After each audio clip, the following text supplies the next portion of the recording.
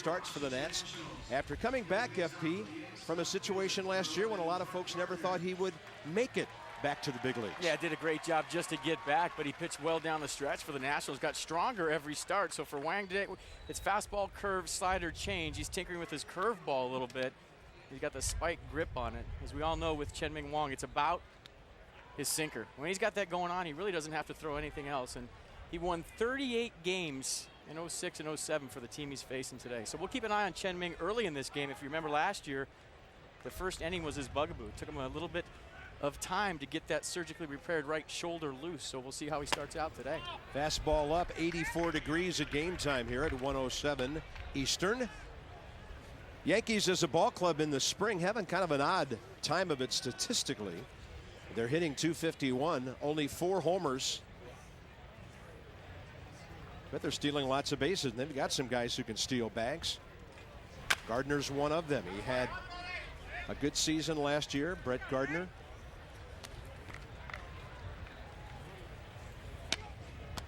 .49 stolen bases. Curtis Granderson, who hit for a lot of power last year, had 25. Granderson was rounding the bases too many times to steal that many last year. Well, Brett Gardner's been working this camp on stealing bases earlier in the count. Joe Girardi's trying to get him to be a little more aggressive on the base pass.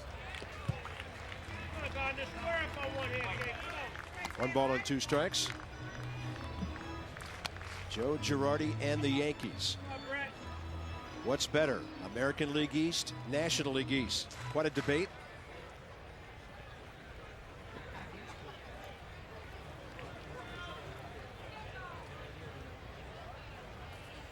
Gardner hitting .167 in the spring, only 3 hits and 18 ABs. And Wong dropping that ball down and in on him.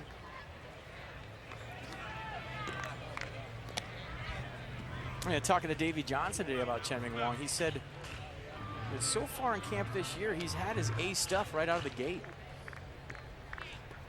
The sinker's been sinking, the slider's been sliding, been toying with the curveball, like I said before. So, you know, he's just getting stronger every day. And, you know, last year, he was still feeling some of the effects of that surgery, but this year, not the case. Oh, look at him drop in the breaking ball. That was a beauty. Gardner frozen, and that's how the game gets underway. And that's the curveball right there we're talking about. You know, check this one out. Working on it. See the spike grip right there, kind of a finger off the baseball using the knuckle curve. See the results. Nice pitch.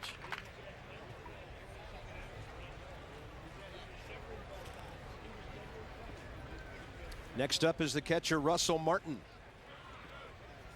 3 for 13 in 6 ball games down here. .237 with 18 homers for the Yankees last year.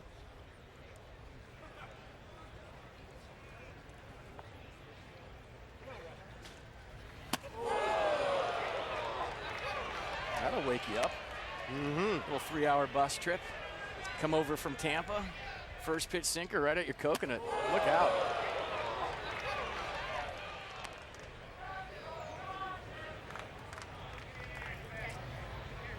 Martin goes for a walk and digs his way back in.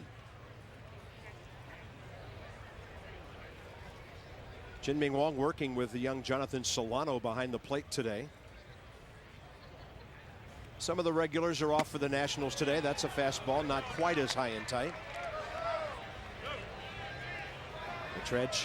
Chad Tracy's in the game. Adam LaRoche is DHing today. Michael Morse not in there. Mark DeRosa not in there. There's Chad Tracy, young man from Charlotte, North Carolina, trying to make the ball club, and Davey Johnson has some pretty good veterans in camp. When they break camp in about 2.5 weeks, it's going to be a veteran bench that has a chance to hit for some power and be quite productive. 2 balls and a strike. On a 1-hopper up the middle to Danny Espinosa for the second out. Let's set the defense today for the Washington Nationals. Bernardino, Worth, and Harper in the outfield. Lombardozzi and Zimmerman on the left side. Espinosa and Tracy on the right side. And Jonathan Solano doing the catching. And how about Bryce Harper? He played center field last night in Orlando against the Braves, and today he's over back in his more familiar right field. But if you talk to any outfielder, center field's where it's at. It's fun out there. You get a good view into the strike zone. The ball doesn't hook or tail as much. You can position yourself better based on what you're seeing your starting pitcher throw, if he's hitting his spots or not. But we saw Jason Worth a lot in center field last year, and we like him there. He plays a very good center field. Andrew Jones hitting a .118 here in Florida. Outfield's tricky here, center field and right, because of the prevailing breezes blowing straight over toward the right field corner. Anything in the air here hit well is gone. And Andrew Jones, one guy is probably wishing John Lannon started this game. Last year at 286 against lefties and just 182 against righties. He'll probably get a shot against John Lannon his second or third time up. But he owned some lefty pitchers last year with that average. I'll tell you what, partner, I did not see that curveball from Chen-Ming Wong last year at all. Not that sharp. That's dirty. I mean, check out the downward action on this. He's getting it out front. And last year at times his slider was very flat, but it looks like tinkering with that curveball. So far so good in 2012. Beautiful place for that pitch to end up is the catcher with his mitt right on the dirt to pick it. And a count of 1-2. Let's see what he does here. To a struck-out prone power hitter over the years, Andrew Jones. I mean, look at the hard sinker down and in. That ball doesn't have to end up in the dirt to be an effective pitch. And a very good first inning with a couple of Ks for Chen-Ming Wong.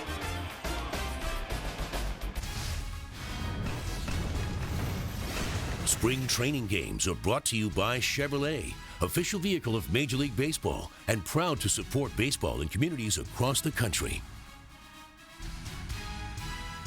I think about the future every morning when I wake up. I care about my car because I think it's a cool car. I think it's stylish and it makes a statement at the same time.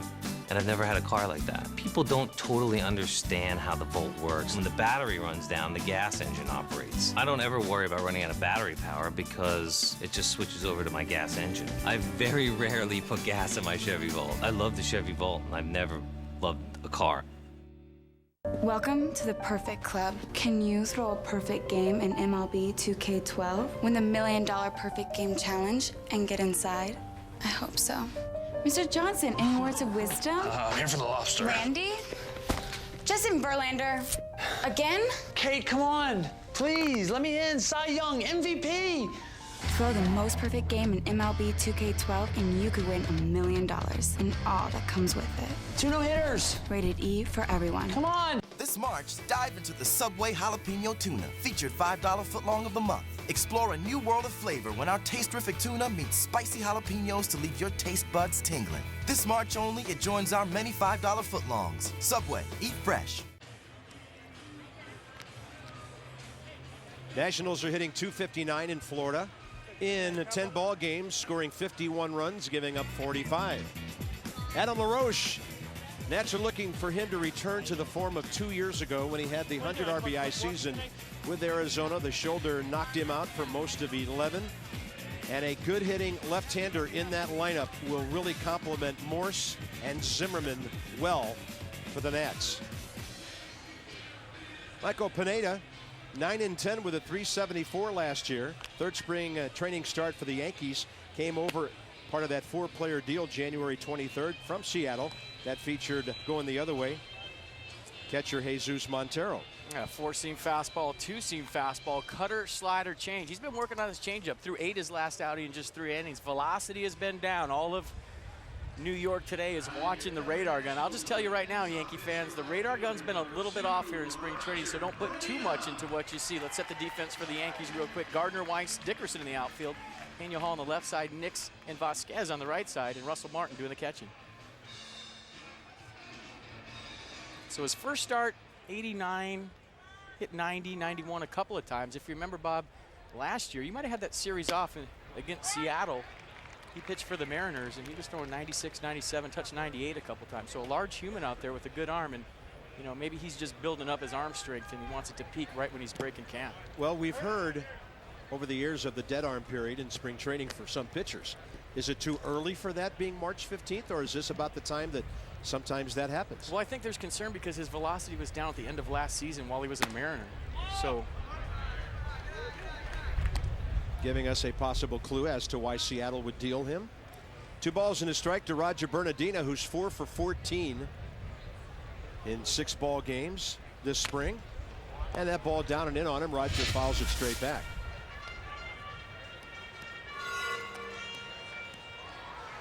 Flashes of brilliance from this young greyhound, with the bat on the bases and in the field. Trying to put it together on a consistent basis to be a bona fide center field candidate for the Nats. Can't lay off. That's a nasty breaking ball down and in for a strikeout. Right-handers coming out with serious stuff today. yeah, the off speed from both guys has been good so far. And check out the slider right here. Late break on the back knee of Roger Bernardina. Not a whole lot you can do with that pitch. I'll tell you what, anytime you face a guy like Pineda, 6'7", 260 pounds, it's a large human out there. You feel like he's right on top of you. So 89-90 can look a little bit faster because in all reality, he's letting go of the ball a lot closer than most guys to the hitter. Fastball in there to Danny Espinosa, who bats second today. Espinosa 6 for 20, batting .300 with a stolen base.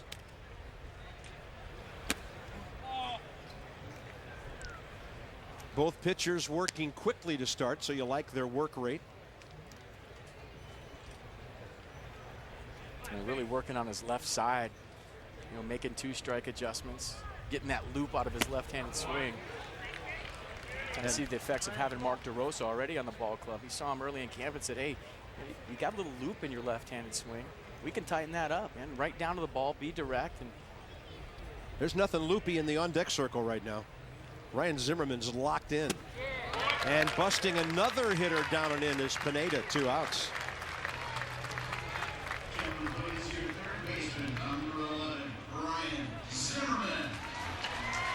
Well, they have to be pleased on the third base dugout side so far. Ryan Zimmerman steps in, 8 for 14 in the spring. 6 of his 8 hits for extra bases. 4 doubles, 2 home runs. If I'm Zim, I'm getting in the car right now and driving to Chicago for opening day. He is locked in. He's one of those guys that hits out of bed. First day of spring training every single year. Rake says he doesn't need a lot of at-bats to get ready for the season. What a luxury that must be for a hitter. I was the kind of guy that took me 60, 70, 80 at-bats plus a million hours in the cage every spring. I felt like I forgot how to hit every year. That's not the case for the good hitters like Ryan Zimmerman. He just walks in that box and he's locked in from day one. Becoming one of the elder statesmen on this ball club now at the ripe old age of 26. Gets under that one and skies it out to center. Jason Nix. Yeah, he's a brother of the former Nat, Lance Nix. First inning, both pitchers get a 1-2-3 with 2 strikeouts, no score. They're back, refreshed and ready to go. And MLB Network's 30 Clubs in 30 Days is back with exclusive access to every team's training camp. 30 Clubs in 30 Days. Next stop, Arizona Diamondbacks. Thursday at 8 Eastern on MLB Network. 3, 2, 1, go!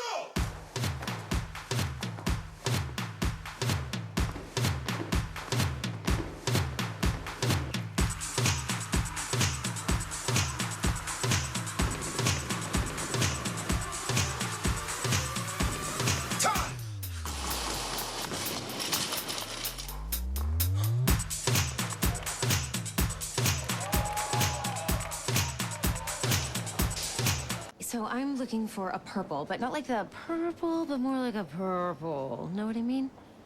Yeah. You want the color, but you don't want to be smothered by it. You want something you could live with for a long time. Find your soul paint. We'll help this Saturday with a free quart of your perfect color from the new Clark & Kensington Paint and Primer in One. This Saturday at Ace, the helpful place. The Dairy Queen Blizzard. There may be imitators, but we all know it's one of a kind. Except for right now, when you can buy one and get another for just 99 cents. That's right. Buy one Blizzard and get a second for only 99 cents. Chien-Ming Wang, very good first inning, striking out Gardner looking, Andrew Jones swinging. 4, 5, and 6 for the Yankees here in the top of the second. Davey Johnson talking about the two guys, the two starters who will appear in this one today. I like what I'm seeing from both of them. Chien-Ming has made great progress over the winter. He's a lot stronger. He's closer to the 19-game winner he was in New York. Lannon's throwing good. You know, I've told him that, you know, he's going to start, but it's easier for me to get Chien-Ming with his delivery, and his, you know, takes longer to get him ready. So I'm letting him start instead of Lannon. And of course, Davey added that John, as FP mentioned in our open, will not come in during any inning. If there's a problem with Wong, he'll bring in one of his other guys. Yuneski Maya, Chad Durbin, and Henry Rodriguez also expected to appear today behind Wong and Lennon. Right side, Danny Espinosa is going to get right behind that ball and registered the 4th out in a row for Wong to start the game. I talked to John Lannon before the game, and he said, you know, I'm going to treat this just like a start. And you're wondering, well, you know, usually starting pitchers, they throw long toss. So how are you going to do your long toss routine in the bullpen coming out of the pen? I guess he's going to go on a backfield here. Do the same routine as if he's starting a game, do his long toss, do everything he needs to do to get ready, and in his mind, treat it like a start. Yeah, with maybe a golf cart right in between to get from one venue to the other. There is one practice field that's not that far out beyond the first base side here. Here's Bill Hall, a lot of years with Milwaukee, been bouncing around, has had some injury issues the last couple of years. He's 32 years of age, 46 games with Houston, 16 with San Francisco last year. 35 home runs for the 06 Brewers when he drove an 85. He hasn't been close to that since. Base hit, well hit, left field.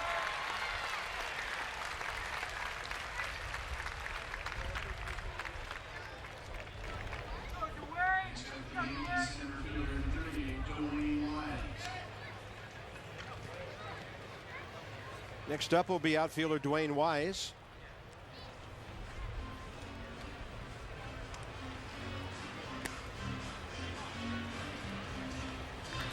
Bill Hall's always had a lively bat.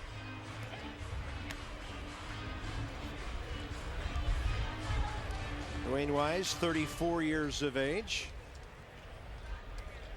Time with Florida and Toronto in the big leagues last year.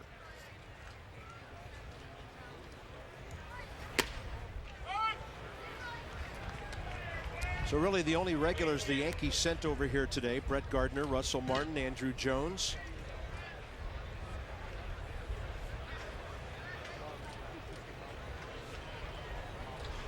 I don't know if it's because we're here in spring training, a smaller venue, or what it is, but the noise, the pop of the glove on the sinker from Chien-Ming so far has been unlike it was at any time last year, and that tells me he's throwing a heavy sinker. Yeah. I mean, you see it.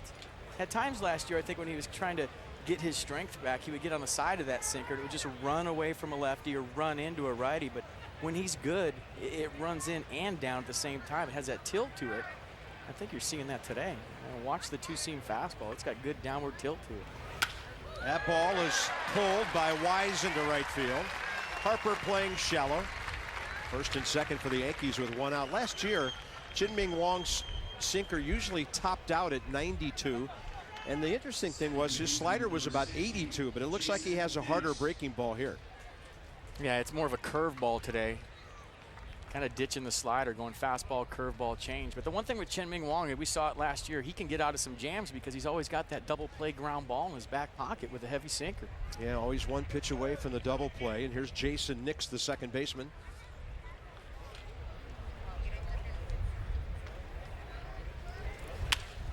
That is serious jammage right there. Infield fly rule in effect for Danny Espinosa. 2 outs. Almost the same pitch he threw to Russell Martin to get that one-hop jam job to Danny Espinosa in the first inning. Well, the only time other than spring training when hitters hate that pitch is in April and May. When it's cold? When it's cold. That is not fun. Next up is Jorge Vasquez, playing first base today. When it's 90, it's not fun if Chien-Ming Wang's got his good sinker going. Vasquez 1 for 15 in the spring with an RBI. And that will get him as Wong again opens up and throws that fastball way inside. That was a serious thud we heard on the contact with Vasquez. Yeah, just talking about the sound that his sinker's making in Solano's glove. That was a heavy pitch that hit him. It's a two-seam fastball that gets away. Check it out. Right in the ribs, or that get him in the elbow? Oh, that looks like ribs. That's definitely going to leave a mark. I think it might have ricocheted off his elbow.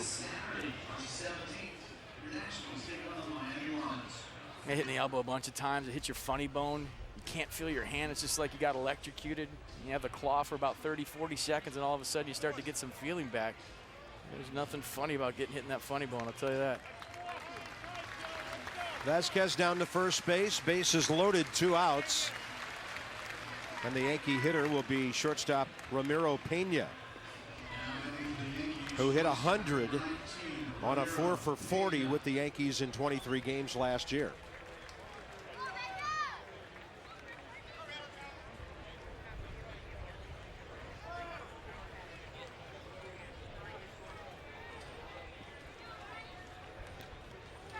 Having a decent spring, 4-for-13.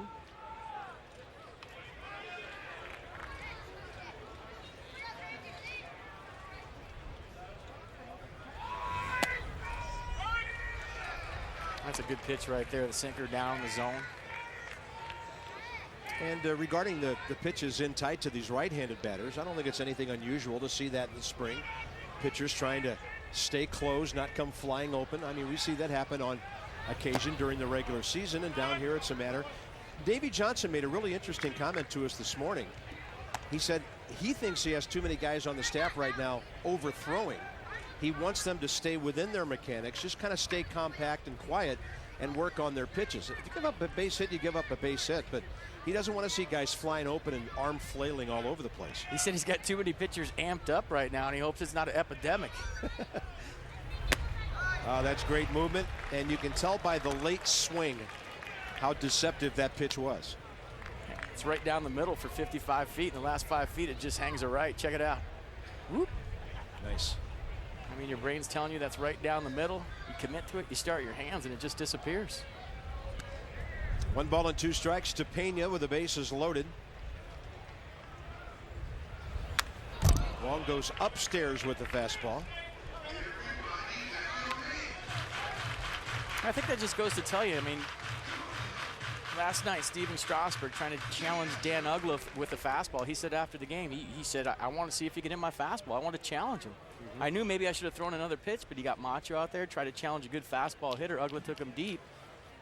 But that's what spring training is for. I mean, we can't forget how young a lot of these guys are, and I think at times we have a tendency to do, oh, it's Steven Strasburg, he throws 100, but you know, he's still learning on the fly out there. And it was extremely windy in Disney, and it was a wind-blown home run. But, you know, Dan Uggla's power speaks for itself. Yeah, I mean, and that's the process. That's the learning curve. I mean, now when you face Dan Uggla during the season, you know with 2 strikes, maybe you go somewhere else. You try another pitch. But there's this tendency for a lot of guys right now. They're a little overamped. They're excited, which is a good thing. You'd rather turn guys down than have to turn them up anytime. Oh, yeah. 1-2 delivery. I thought he might try to drop that breaking ball in the dirt, and he did. Got a foul ball, did Pena. Yankees on the spring in 13 games have scored 46 runs, given up 55. The Nats have a very respectable team ERA of 3.57. That doesn't mean that much, but it does mean that guys are throwing strikes and they're getting outs. A couple of defensive glitches in the last few games, giving up some unearned runs, but solid for the most part. But I think on the other end of that, Bob, when you talk about a guy like Chen-Ming Wong, he's a veteran. He knows what he has to work on. You know, Edwin Jackson, guys like that, to where they know that they have to be peaking at the end of the month. When you get on the plane, you head north to D.C., you know, that's when you want to be locked in. You go play that exhibition game against the Red Sox on the 3rd, then you get on the plane and go to Chicago. That's when the veteran guys want to be right. You know, right now they're just working on things. Obviously, you want to have good outings to build on. But I think, you know, veteran versus a younger guy, the veteran knows that not a whole lot of these numbers matter. He just wants to be right when the season starts. Becoming a long inning with 3 base runners, and now a 2-2 count. On the 6th, the Yankee to bat here in the 2nd.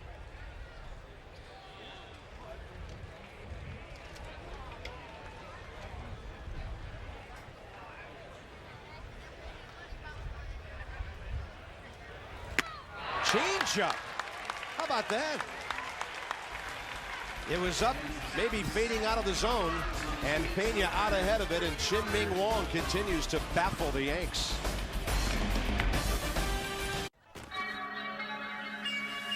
Yes, I can. Doubt better leave. I'm running with this plan. Pull me, grab me, traps in the bucket, can't have me. I'll be the president one day. Oh, you like that gossip? Like you the one drinking what gossip.com. I got a word for your tongue. How many Rolling Stones you want? Yeah, I got a brand new spirit speaking and it's done. Woke up on the side of the bed like I won. Talk like the wind in my chest to that sun. G5 in the US to Taiwan. Now who can say that? I want to play back. I got a feeling it's a rap. ASAP.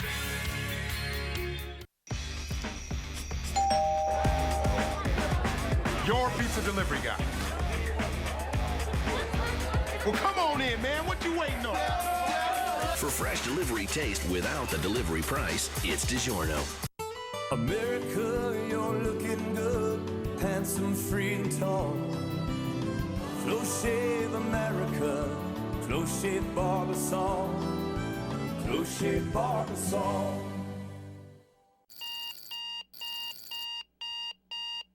Man, I'm getting up.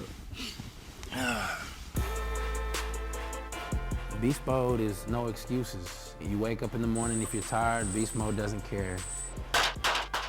If you're sick, beast mode doesn't care. Beast mode cares about nothing other than doing your work, getting the job done, and preparing for you to be the best. Oh, I don't know what they done told you, but being an athlete is not easy. Hope you're comfortable wherever you are perched today. Bottom of the 2nd, Nats and the Yankees. Mark DeRosa, one of the newest additions to our ball club. And Mark, it's great to have you in camp with the Nats. And your reaction to coming to Washington, and you told me last week you're feeling good. The wrist is fine.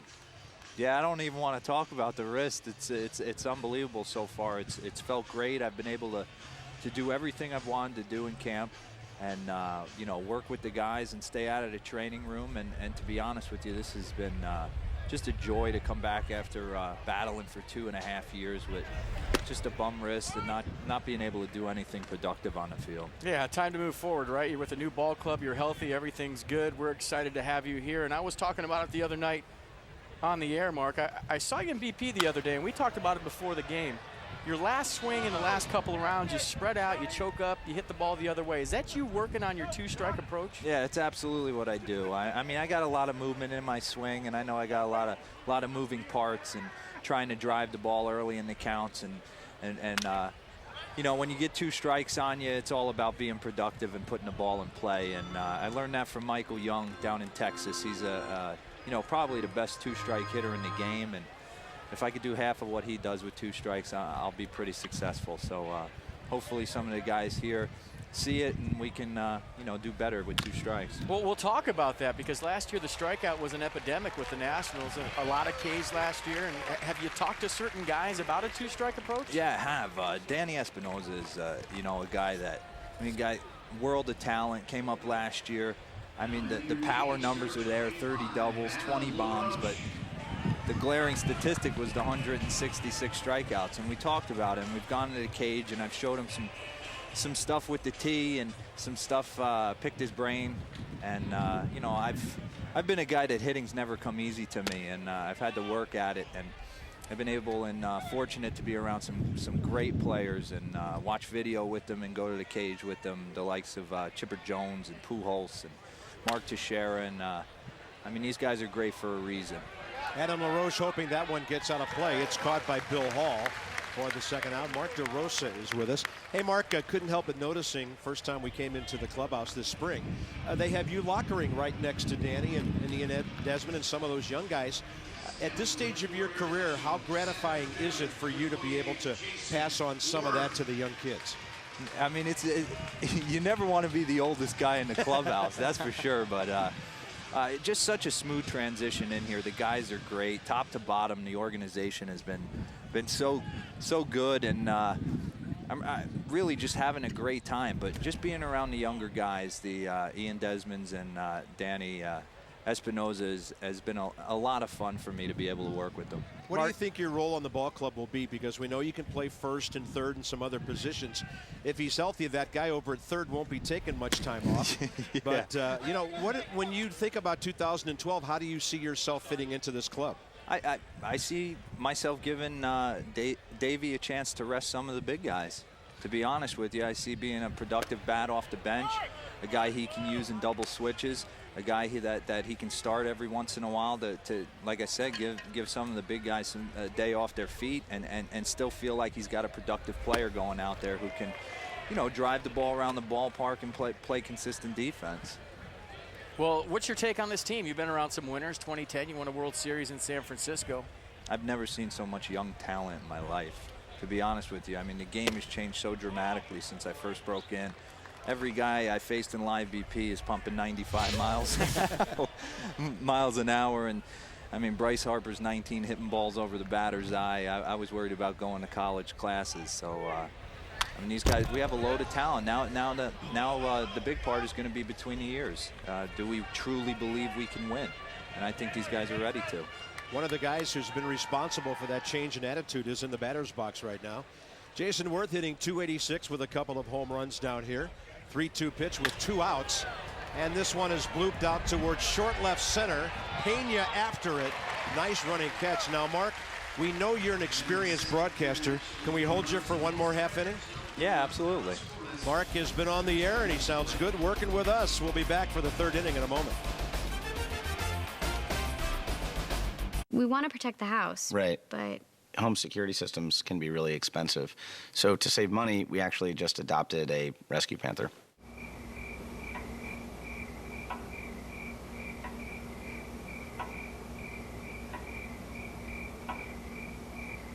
I think I might. We find that we don't need to sleep that much. There's an easier way to save. Geico. 15 minutes could save you 15% or more. America has always been the land of opportunity. But not all opportunities turn out the way you hoped. Maybe, like a lot of people, you've been hit by credit card bills, a divorce, or you lost your job. Now the feeling of debt is overwhelming. But this is a country where everyone deserves a second chance. We're the providers of Care One Debt Relief Services, created by Bernie Dansell on this very idea of second chances. Over 20 years ago, he had his own battle with debt, which motivated him to start Care One, the nation's largest brand of debt relief services. He wanted to help good people move forward in their lives with dignity and respect. Call our certified credit counselors for your free personalized plan. We help you consolidate your unsecured debt into one affordable monthly payment. It's not a loan, it's not bankruptcy, it's a fresh start. Yours. Call us today or visit careonetoday.com. Care One, we're in the business of second chances. On to the top of the third inning here in Vieira. No score. Chin-Ming Wong will face the top of the Yankees lineup. Mark DeRosa broke in with the Braves in '99, .272 career hitter. Mark has made stops in Atlanta, Wrigley Field, Cleveland, St. Louis, and San Francisco. And this is the time of spring training, Mark, when a lot of jobs are still up for grabs. There's a lot of competition in camp. And Davey Johnson told us that with guys like you and Chad Tracy, Jason Michaels, then, of course, all the regulars put together, the guys coming over here with those who've already been here, there's a lot of accountability in this camp, and guys are kind of policing each other and making sure everybody does their jobs. Yeah, absolutely. There's a lot of veterans in the clubhouse now, and you know, it's one of those things when you got a lot of veterans on your bench, they understand their role. They care about the game. They care about making the position players in front of them better. They push them, but at the same time, understanding their role and accepting it and being there every day to go out there and help the team win. Now, we all know you're happy to be a National. And by the way, you look good in that uniform. I said that the first day. You wear the uni well. Do you miss spring training in Arizona, though, versus spring training here in Florida? FP, I got to be honest with you, I think every team should be out in Arizona. Yeah, it's nice. Just, I mean, just the travel. Yeah. The travel's the big thing. I mean, every trip is within 45 minutes out there. you know, here tomorrow we leave 7:45 in the morning for a bus ride, 2.5, 3 hours, and get off and face CC Sabathia. So that won't be the easiest task. Brett Gardner struck out looking first time. 1-1 strike. Chin-Ming Wong throwing the ball well. All right, Mark, I know you watch pitchers from the dugout, not only those you are going to face, but the guys on your side as well. How do you feel about this starting rotation? And then you got a guy like this out there trying to win the number 5 job. Yeah, I mean, for me, I always look towards the future, into the postseason. And when you go into the postseason, I've been fortunate enough to be on some great teams that got there. It's all about having power arms and guys who can strike people out and keep guys off base. And I mean, this staff is loaded with it. Guys survive the marathon and get in, find a way to get in. And then you put Strasburg and Gio and Jordan and Edwin, this guy on the mound, and you got a chance to do something special. Well, you won a World Series with a staff very similar. Exactly. I mean, in San Francisco, the offense that year, a little bit challenged, got hot at the right time. But when you talk about the starters the Giants rolled out in 2010, pretty good rotation right here in front of you this year. Yeah, that was the key. We felt if we could get in, no team wanted to face that staff, and it held true. And I feel the same about this. I mean, you go into a situation in a short series and have to face Strasburg twice, you're not feeling too good about yourself. And how about Gio Gonzalez so far? My goodness. Well, I've played in the American League and being out in spring training in Arizona facing Gio for a long time. Another guy with exceptional stuff. I mean, there's not too many lefties that can run the ball into the mid-90s with a big hammer curveball. So you kind of drive to the park when you're facing Gio, knowing you're probably going to punch out once. I'm thinking about it. In Atlanta, the staff you had there. San Francisco, the staff you had there. Now this staff, I think you just signed with teams that have good pitching. Yeah, I mean, it's not by coincidence, I'll tell you that. That's incredible. I mean, the pitchers that you've got to be teammates with in your career, unbelievable. It's the entire game. I truly believe that. If I'm ever fortunate to be a GM one day, there'll be a lot of unhappy position players. 2 balls and 2 strikes. Wong just threw a fastball that could have been called strike 3 to Gardner. Paul Nart keeps the AB going here from behind the plate. And he goes with that killer breaking ball. Good stop by Solano.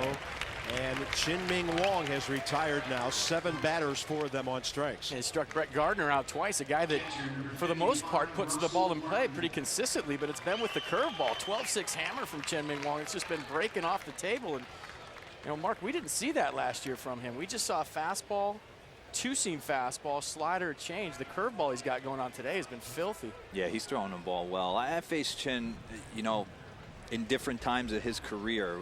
He's throwing the ball like he did early with the Yankees, and then I faced him in '09 when he was scuffling and obviously dealing with some injuries, and the sinker didn't have the bite that it has now. So, I mean, he looks awesome. And what's that like as a right-hander facing a guy with a turbo sinker, a heavy sinker that runs in all over you? You better have a nice umpire behind there, not giving that inside corner. I do a lot of politicking early in the game. Well, what do you say? I mean, what's a typical conversation that you would have with an umpire? You know, for me, I usually have to kind of draw an imaginary line from that inside corner out to the pitcher, and then kind of fight to find the inside half of the plate against a good sinker guy. And then if I feel a ball's going to be in, and it's called a strike, I turn around and just give him is that as far as you're going to go in, or does that got a lot of the plate, or where am I at, and try and get my bearings, because that's been my kryptonite, the good sinker.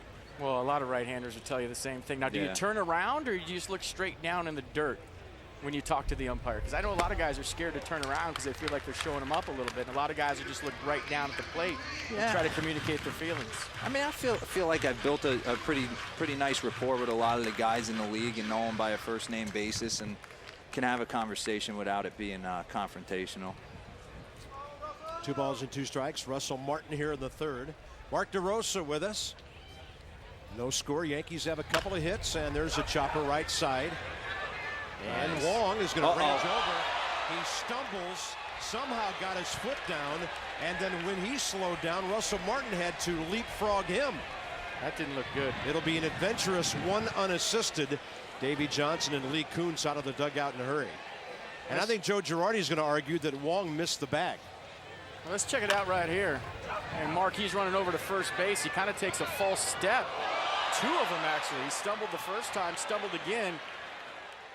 And just looking at it, looks like he hyperextended something, either his ankle or his knee. That does not look good on the replay, folks. He did get his foot down on the bag. And Chien-Ming Wang, you're not going to take any chances here. Well, let's just hope he's okay. I thought they called the runner out, but now Russell Martin continues to stand at first base. Yeah, he's out. He leaves. He never touched the bag at all. Well, this is the situation we talked about earlier. Davey Johnson told us that John Lannon would not come in during an inning. So the Nats will go to their bullpen right here.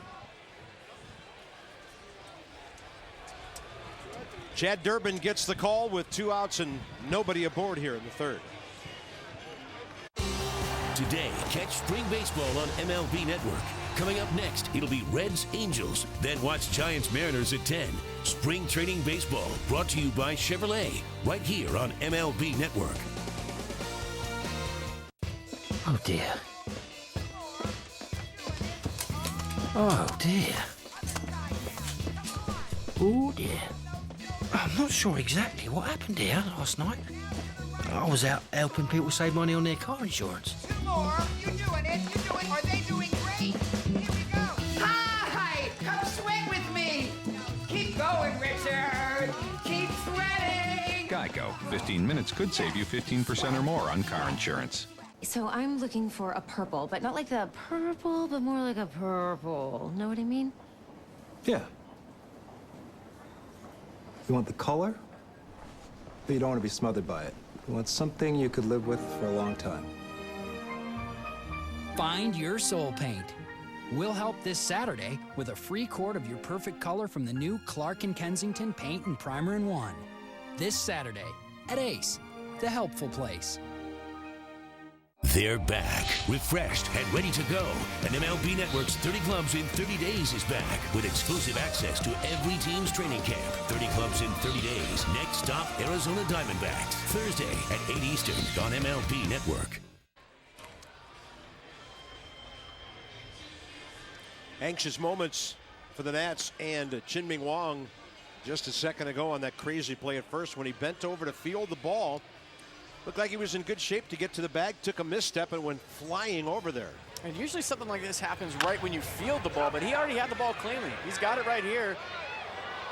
And I don't know if he tripped on the cut right there. Check out where the grass meets the dirt. That's where the misstep happens right there. And then this one right there at the end, he rolled the ankle. Yeah. So just an ugly play all around. And we'll keep our fingers crossed and hope he's okay. In the meantime, Chad Durbin will have all the time he needs to get ready. Durbin in Cleveland with Manny Acta last year for 56 games. A 2-2 record with a 5.5 ERA. 59 strikeouts in 68 innings. And of course, the Nationals remember him pretty well from his days in Philadelphia. Down here, 7 innings, 7 hits, no runs so far. Yeah, having a good spring. 4-seam fastball, 2-seam fastball, cutter curve change. And fastball's in the upper 80s, low 90s. Got good sink on the 2-seamer. So Chad Durbin having a good camp. Everybody's liking what they're seeing from the right-hander. Chien-Ming Wang goes 2 2/3, no runs on 2 hits. Didn't walk anybody, he hit a batter. And he had a strikeout touch going today. He had 3 swinging strikeouts, 1 take, and he rang up a good, as FP mentioned, contact hitter in Brett Gardner twice. So that's something to hang your hat on, and let's hope that ankle is okay after he rolled that thing. Well, that's how you know if a guy's got good stuff. You know, the strikeouts are nice with Chien-Ming Wang. He's a pitch-to-contact guy. He likes to get a lot of ground balls with the 2-seam fastball. But if he's striking out guys that are tough outs like Brett Gardner, guys that, generally speaking, put the ball in play, you know he's got good stuff. You see the curveball right there for a called third. And then a dirty sinker right there to Andrew Jones. Late movement, all on his hands. Another 2-seam fastball away right there. So for Chien-Ming Wang, a great day stuff-wise. I just hope he's not injured that bad. Durbin is ready. And the Yankee hitter with 2 outs and the bases empty in the third will be Andrew Jones. Mark DeRosa, another guy like Drew Storn that I was kind of hoping he'd get off the air pretty soon because he's too good. I don't like when we interview guys that are that good. We're going to have a 5-man booth around here some days. We goodness. keep all these guys around. He was fantastic. That was good stuff. Well, guys who can articulate the game well. And DeRosa's been on the radio out west, right? Yes, and he works for MLB in the off-season sometimes. Nice. I'll tell you what, partner, I was in the clubhouse today. The Drew Storn impersonation of you the other night went over huge with the guys. They thought that was the greatest thing in the world. About 5 guys came up to me and said they heard about it. A lot of guys were playing during the game. If you missed it, we interviewed Drew the other night, and he did his Bob Carpenter impersonation. And I thought it was pretty good. We had fun with it. No, I feel like I've arrived. For the first time in a long, long life, somebody has imitated it. Had to happen sooner or later, I suppose. 2 balls and a strike to Jones. Personality, what this ball club is all about. Jones struck out swinging first time. And Durbin, he has a bit of an unusual delivery. He'll take a step a little bit over toward third base and have some arms flapping at you on his way around. 6'2", 225, Illinois native. 7 full years in the big leagues. And you can see with the sleeve flapping, wind is really kicking up here as we get to mid-afternoon. It's always calm here till about 11:30 or quarter to 12, and then it kicks up and just blows hard until it gets dark. And this is a right field wind tunnel ballpark. It is. Wondering how this injury affects John Lannon's warm-ups. You know, he was a guy that was going to treat this game like a start, and I'm wondering if he had the next inning, if he was getting hot, if, you know, Chen-Ming Wong getting hurt and Chad Durbin coming in getting as many warm-up pitches as he wants affects the whole routine for John Lannon, because as we said a couple times today, he's going to treat this just like a start. Durbin misses with a breaking ball, low and away. That'll bring up Chris Dickerson with 2 outs here in the third.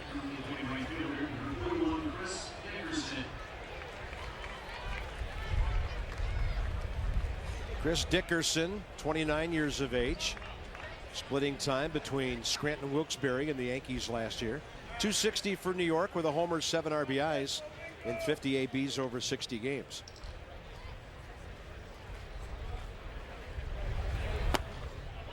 Durbin keeping the ball down.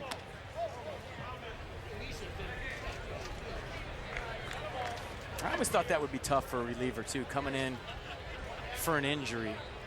And relievers have their routines too down the bullpen now. So if Chad Durbin just sitting down there, you know, shooting it with his buddies down in the bullpen, all of a sudden you got to come in and get your warm-up pitches in front of the crowd, and it kind of just throws you out of your routine. A lot of times relievers, when they come in like this, it'll take them a batter or 2 to settle in.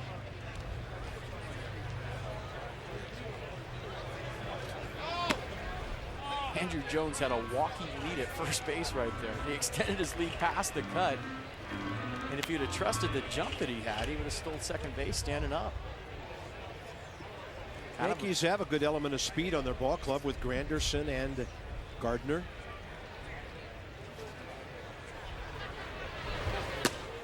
And Durbin on a 2-0 pitch gets one in there. If Chad Durbin holds his set position for about a 2 count, throws over to first base, he will pick off Andrew Jones. He's just walking off the bag like he's on second base, trying to get rhythm into his momentum. Yeah, somebody saw that, didn't they? Well, you got to hold it just a hair longer than that. When a base runner's doing that, and obviously Andrew Jones, a veteran, knows what he's doing, but when a base runner's kind of walking off the base like that and they keep walking, you kind of let them hang themselves. If you hold the ball, hold the ball, hold the ball, and throw over. Here he goes. Swing and a miss, and on a low pitch, Solano trying to get squared around for the throw, just never had it cleanly in his mitt.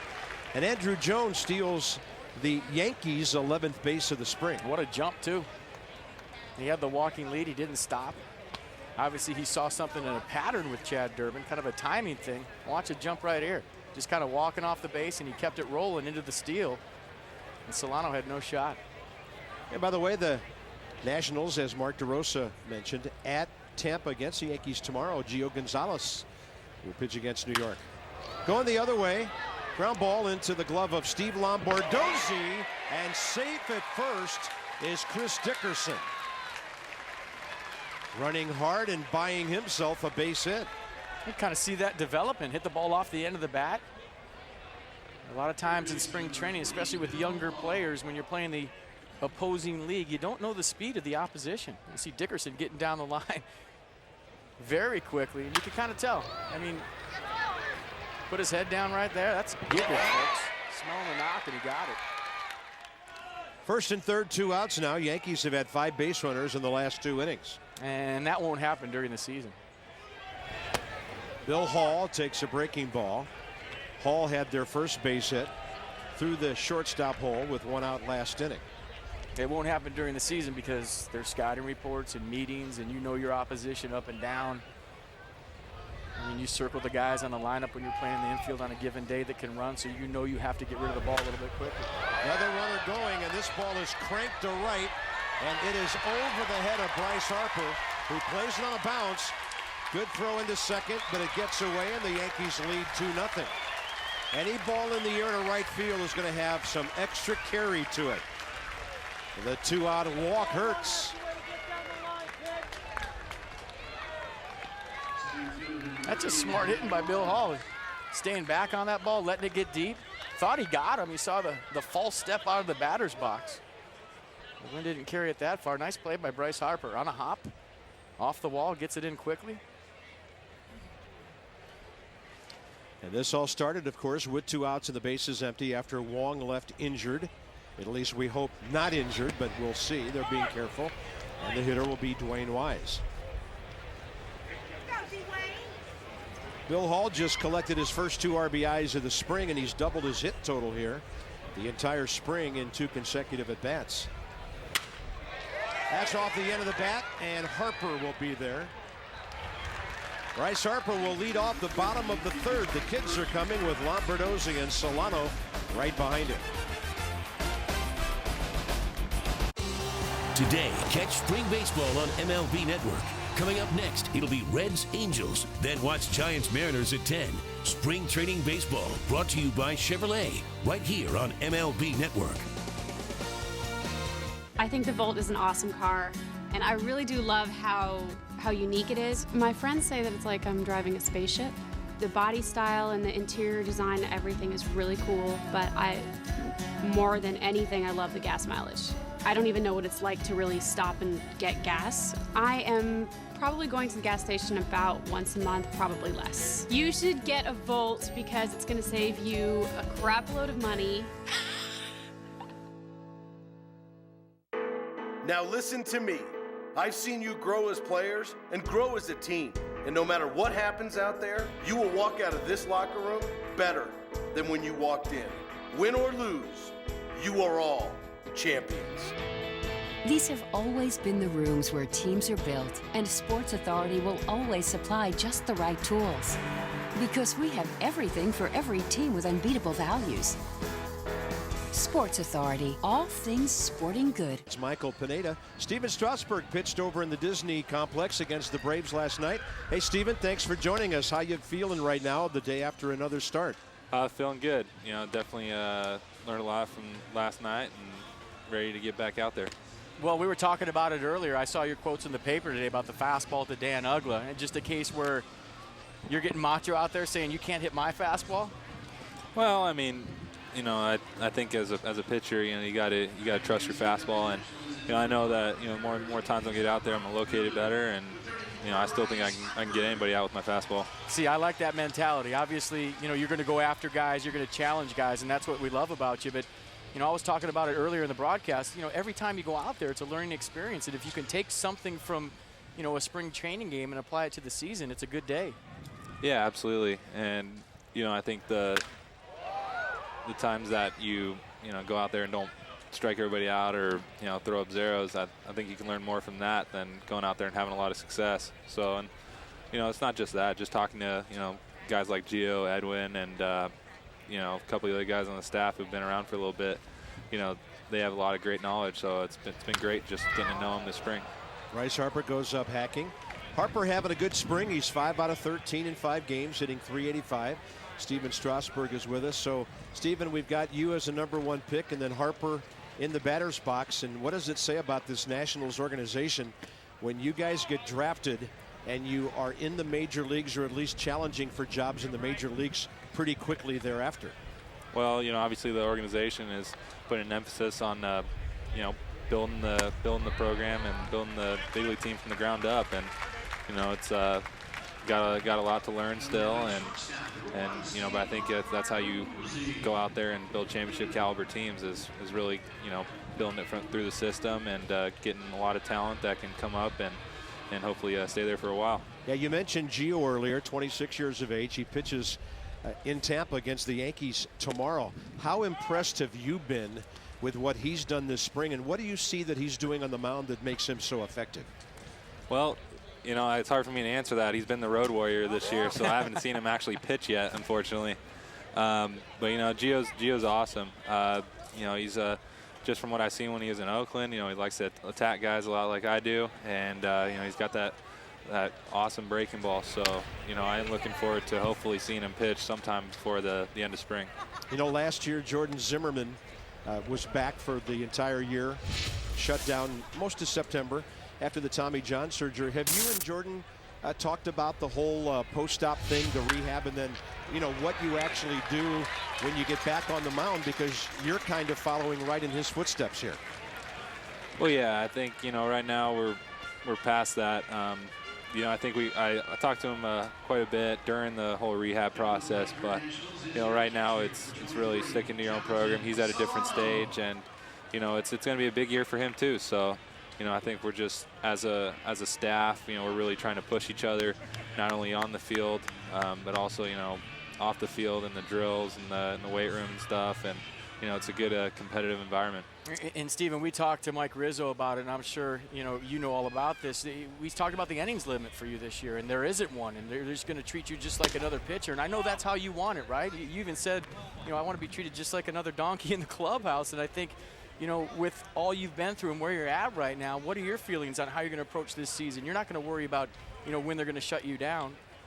No, I put in a lot of work this offseason to, prepare for the opportunity to go out there and be just like another guy in the rotation. So, work is not yet done by any means, but I know that physically, I feel ready. My recovery from the starts is a lot better than what it was. So, I'm looking forward to it, and I'm going to go out there and compete to the best of my ability until they take the ball out of my hands. And Steven, have they said anything to you about how the rotation is going to set up? Who's going to go opening day? Who's going to go second? No, it's still, I haven't really said anything, and we got pretty much every guy in a rotation is very capable of starting, opening day, and it's awesome to be a part of that. We got a lot of exciting, pitchers and players, and I think it's gonna be a fun year. Hey, Steven, one final question. How important was it for you to make it back to the big leagues and get those 5 starts to really get your feet wet again at this level before that season ended last year? Yeah, I think it was big. I think just not having any setbacks, more than just pitching in September last year. That was a lot bigger, as far as a mental standpoint. Great swing by Solano. Bull Porter waves Lombardozzi home. He will score easily, and the Nats are on the board. It's a 2-1 game. Steven Strasburg's been with us. Steven, we know that you have a workout regimen you do every day. We don't want to keep you away from your work, and thanks for your time, buddy. We really appreciate it. All right, thanks, guys. So Solano gets his second RBI of the spring on a good-looking swing right down the right field line. Nice job of letting that ball travel, get deep, and going the other way. And check out this swing, a lot like Wilson Ramos. Letting it get deep, going the other way. That's what Wilson does so well. And how about Solano with a very similar swing? Stephen Lombardozzi scoring all the way from first base. And you see the speed, the slide, and that's on the board. Top of the order now, Roger Bernardino with the tying run in scoring position.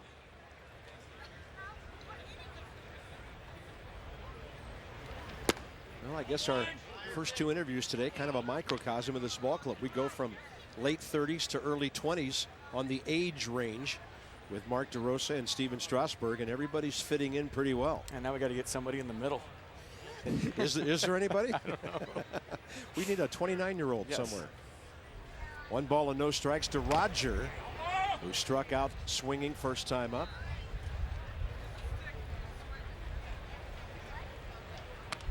You know, with Steven Strasburg, this is, you know, only his second major league camp. Yeah. I mean, as a player, it takes years to develop a routine in spring training. Some years you do one thing and that works, and some years you do another thing and that doesn't work. So for him, I mean, he's so young and only been in camp a couple of times to where he's still trying to figure out the whole spring training deal. Sure. And what do I need to do to get ready? And he's so mature and so focused that I think he almost approaches it like a veteran guy where he could care less about results early in camp. It's about how he's pitching as camp breaks. And take that A game up to Chicago. And it'll be interesting to see for me and all the national fans who starts opening day. Will it be Gio Gonzalez? Will it be Steven Strasburg? I'm sure Davey Johnson would pick one of those guys out of a hat. It doesn't matter. Bernardina waiting for a breaking ball and then hitting it out of play. And of course, the Yankees will be in D.C. this June. A weekend series, June 15, 16, 17.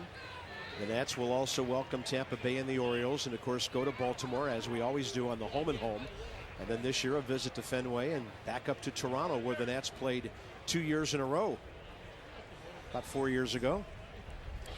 Tough interleague schedule this year. 1-2, and Bernardina skips away from that one. The count's even.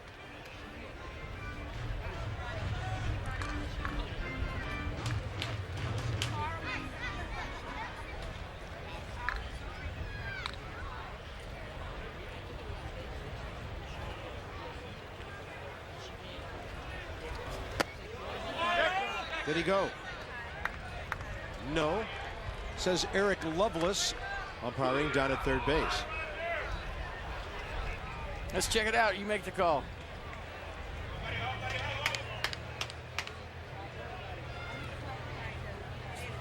Snapped it back pretty well. Takes a strong man to do that. Once that bat head starts, once that barrel gets rolling, it takes serious strength to stop your swing. 3-2 now. Bernardina fights off that breaking ball. And with 2 outs, the Nats will have a runner at third base. Thursday, April 12th, the Nats, after being on the road for the first week, will open against the Reds. First 20,000 fans receive an opening day cap presented by Geico, always one of our most popular items. The Natitude t-shirt is for the Friday night game, first 15,000, and that's from the Fan 106.7. And then Saturday, 4:05 game against the Reds, first 15,000 fans. A Steven Strasburg bobblehead presented by PNC Bank. Nationals.com/tickets to check it all out.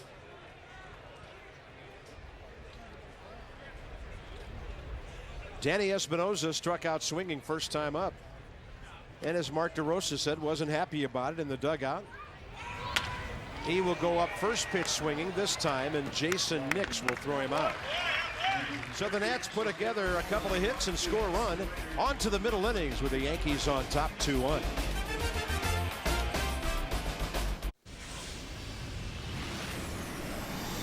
Welcome to this MLB Authentic Collection studio update. I'm Sam Ryan. It took Albert Pujols 7 games to hit his first home run of the spring. It didn't take him long to hit a second in an Angels uniform. Angels and White Sox Wednesday, the King connecting off Chris Sale in the third inning, the 3-run shot over the left field wall. In his next at-bat here, Pujols added the solo shot off Anthony Carter on the 0-1 pitch to straightaway center, 410 feet. Pujols is 8 for 16, batting .500 with 8 runs batted in 7 spring games. And you can catch Albert and the Angels right here on MLB Network at 4 p.m. Eastern as they take on the Reds. 30 clubs in 30 days covers the Diamondbacks at 8. Then at 10 Eastern, Mariners host the Giants. That's your MLB Authentic Collection studio update. We were skipping stones and letting go. Nature Valley granola bars. Rich dark chocolate, toasted oats. Perfect combinations of nature's delicious ingredients from Nature Valley. Nature Valley granola bars. Nature at its most delicious. Your pizza delivery guy. Well, come on in, man. What you waiting on? For fresh delivery taste without the delivery price, it's DiGiorno. Lawn gnomes. Bird baths and the competition are officially on notice. Craftsman Turn-Tight Tractors, a best-in-class 6-inch turning radius, 50% tighter than any other tractor. Craftsman, trust in your hands. Here's our game summary after 3. Bill Hall, hitting star for the Yankees so far. Second inning single, third inning 2-run double.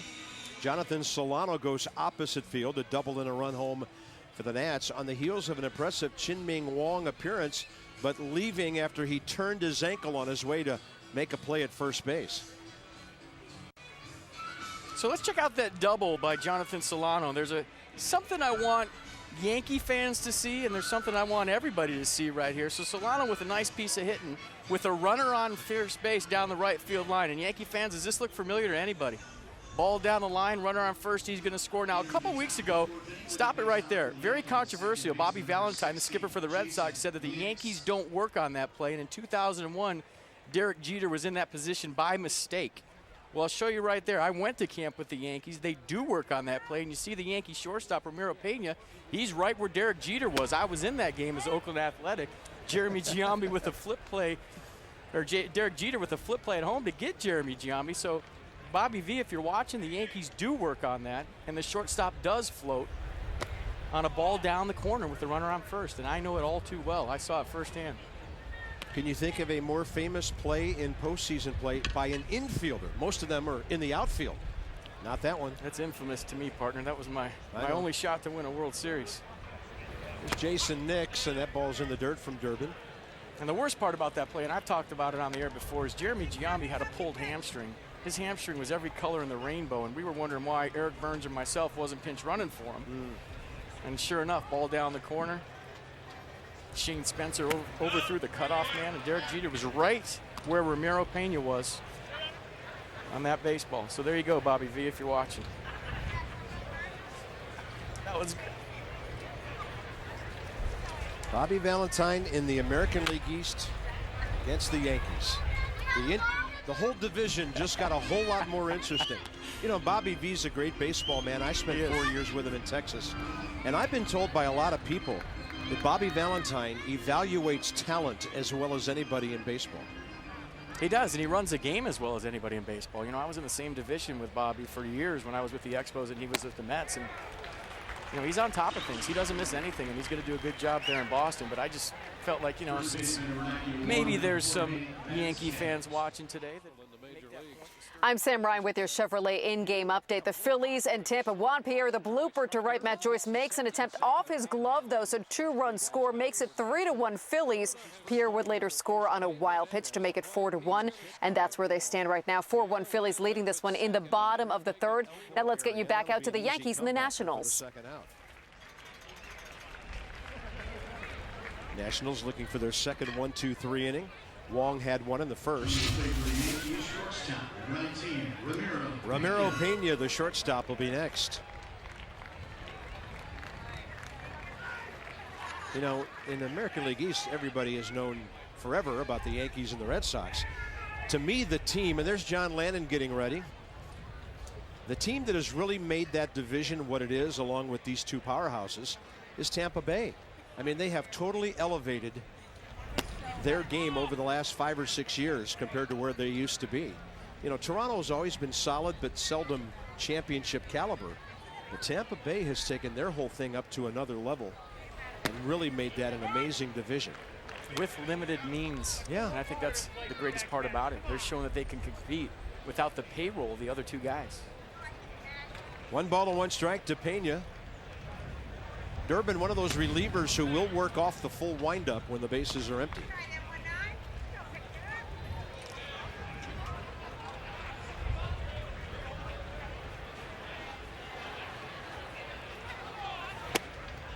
Tried to go with that running fastball under the hands of the left-hander. And the count's 3-1. Beautiful day in Florida, windy day in Florida. Temps in the mid-80s.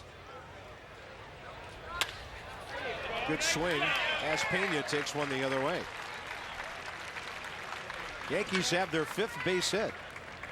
Top of the order, it'll be Brett Gardner again. Top of the order, New York, number 11, outfielder Brett Gardner.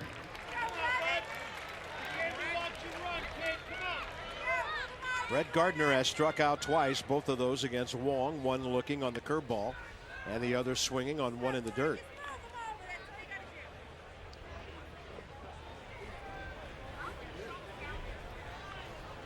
And he is one guy that is very, very happy that Chen-Ming Wong is out of this game.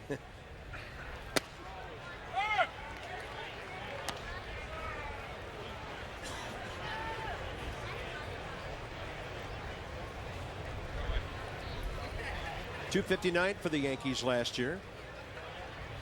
Not too occasional power, 7 home runs, 36 RBIs, but he plays a solid line drive speed game, having stolen 49 bases. Solano pops up, perfect on the bag, and he throws out Ramiro Pena. Yankees are gone in the 4th on a bullet by the young Nats farmhand, Jonathan Solano, and Pena comes up shaken up. Perfect throw. If you're ever in a world with hazards like this, this is definitely the ball you'd want to have with you. That's the ball. Control around the green meets distance off the tee.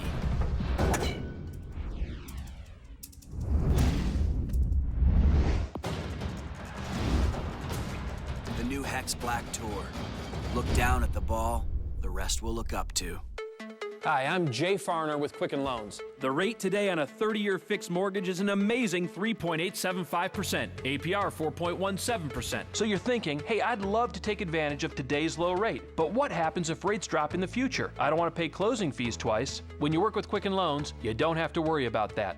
It's called our Quicken Loans Rate Drop Advantage Program. And if you need to refinance again in the next 7 years, we'll cover a majority of your closing fees. It's a simple way for you to win, no matter where rates are headed. So give us a call today or visit us online at quickenloans.com to learn more about today's super low rates on all of our great mortgage products. And be sure to ask about our Rate Drop Advantage program. Our mortgage bankers are ready to help you learn more about the Rate Drop Advantage here at Quicken Loans, the only mortgage lender who allows you to refinance without worry. It's just one more example of how everything we do at Quicken Loans is engineered to amaze.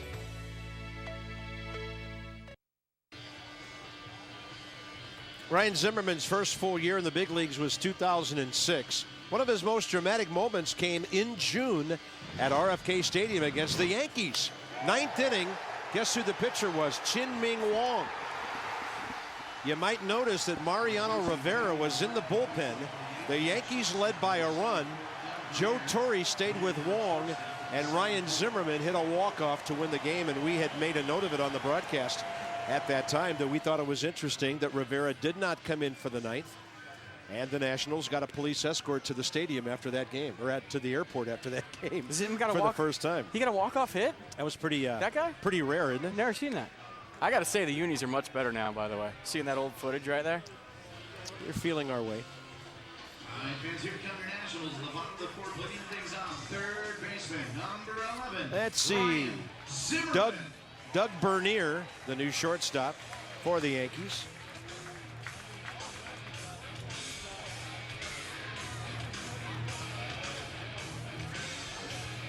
And Ryan Zimmerman playing third, batting third for the Nats.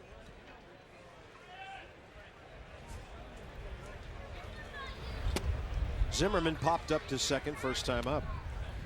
Washington's only 2 hits from the bottom 2 hitters in the order, Lombardozzi and Solano.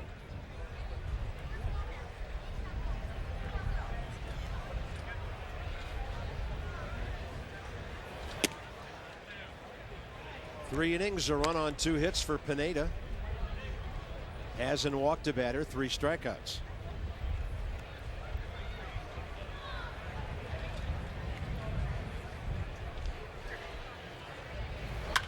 Zimmerman high in the air, right field, and this one will blow out of play. Good crowd here today at the ballpark here, and Vieira holds 7,200. And we are close to capacity.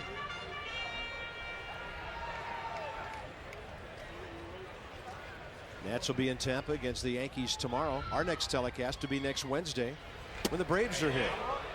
Zimmerman does go around on a breaking ball, and the count's 2-2. We have 3 more spring training games after this. That one Friday the 30th against the Marlins, and Nationals Park April 3rd, the Red Sox.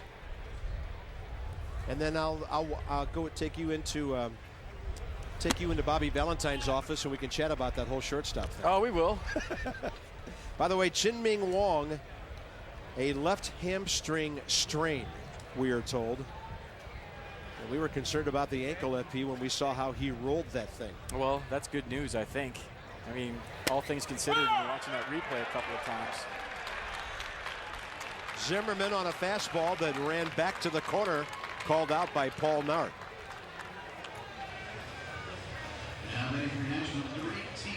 Martin setting up away, just a two-seam fastball. It just caught the outside corner, if you ask Russell Martin, and was a little bit out, if you ask Ryan Zimmerman. Could have been called either way. Fourth strikeout for Pineda, who faces Chad Tracy.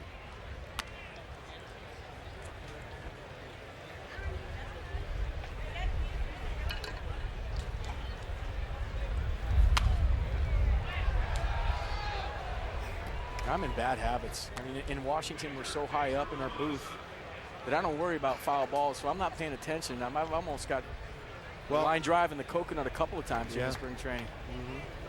We are so close to the action here. The foul balls find their way up to the booth, and if you're looking at the screen and not the game heads up. Tracy will drop one into center. And for Chad Tracy, his 6th base hit in 25 at-bats this spring, so he's right at the 250 mark. Single game tickets are on sale, starting at just $10. You can go to nationals.com/tickets and check it out and ignite your natitude with Nationals single game tickets 2012. $10 to see a big league baseball game? I'm in. You kidding me?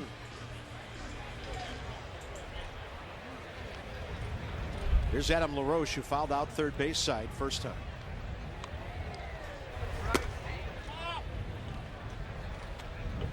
His throwing is coming along. The shoulder is fine. And Rick Eckstein said that there's nothing about the shoulder that is affecting his swing. Went over to minor league camp the other day, got about 10 at-bats in one game.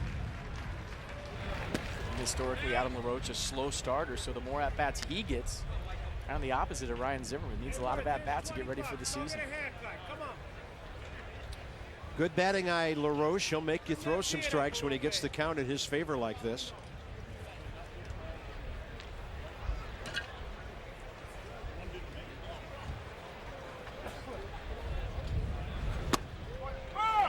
And that was a fastball that he just didn't like enough to offer. It was tailing away high in the zone.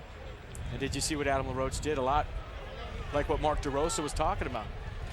He turned to Paul Nauert and he said, top of the zone, is that as high as we're going? Yeah. I know that's a line you used a lot last year. Is that as far as we go? Yep. Then he follows that up, does Pineda, with a good breaking ball. And the count's back even 2-2. It's a very polite way of saying, dude, that ball's way up. Because if you say that, then you're making them mad and you're not going to get the calls. But if you say very politely, is that as high as we're going? Is that the top of the zone? Is that as far out as we're going? Basically, you're telling them you thought that was a ball, but you're also telling them you need to know so you can protect with 2 strikes. Right now, 2-2. LaRoche fights it off. That ball's got some carry. It's going to the wall. It stays in play, and that will enable Chad Tracy to score and tie this game. LaRoche is hung up between second and third, and he'll be tagged out there. I didn't think he hit the ball that well, and that thing just got in a jet stream and took off. It'll be an RBI double, and he's thrown out between second and third. Well, in your defense partner, the ball makes a funny sound coming off the bat here at Space Coast Stadium. Even when guys hit the ball, it sounds like they didn't get it. And Adam LaRoche right there got the barrel to the baseball. And Chad Tracy was rumbling and stumbling around third base, and I think Adam LaRoche kept going because he thought there might be a play at home plate.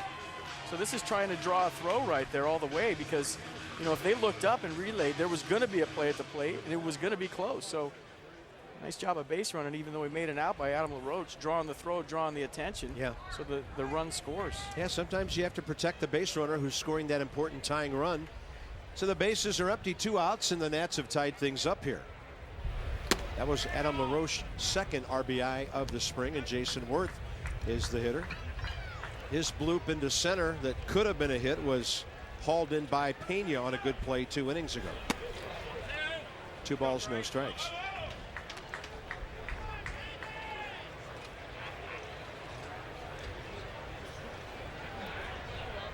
Four for 15 this spring is Jason Worth. Had a good rip at that. And we saw him go deep here on Tuesday. Opposite field shot. If you look at Jason Worth's setup, he's more upright this year.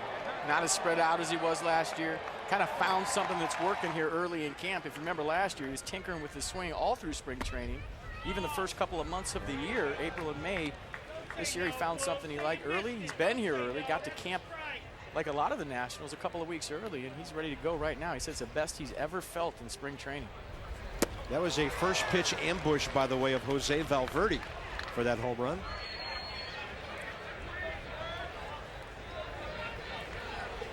Pineda still snapping off some good breaking balls here in the 4th inning. 3-2 pitch. And he tried to throw that just like the one to Zimmerman. It was a little too farther out, and that'll get Bryce Harper to the plate here in the 4th. Just a 3-2 challenge fastball from Pineda. That ball's clearly outside. Nice take. Looks like Joe Girardi might want the baseball, and that's it for Pineda. So he'll walk 1, strike out 4 in 3 2/3 tie game.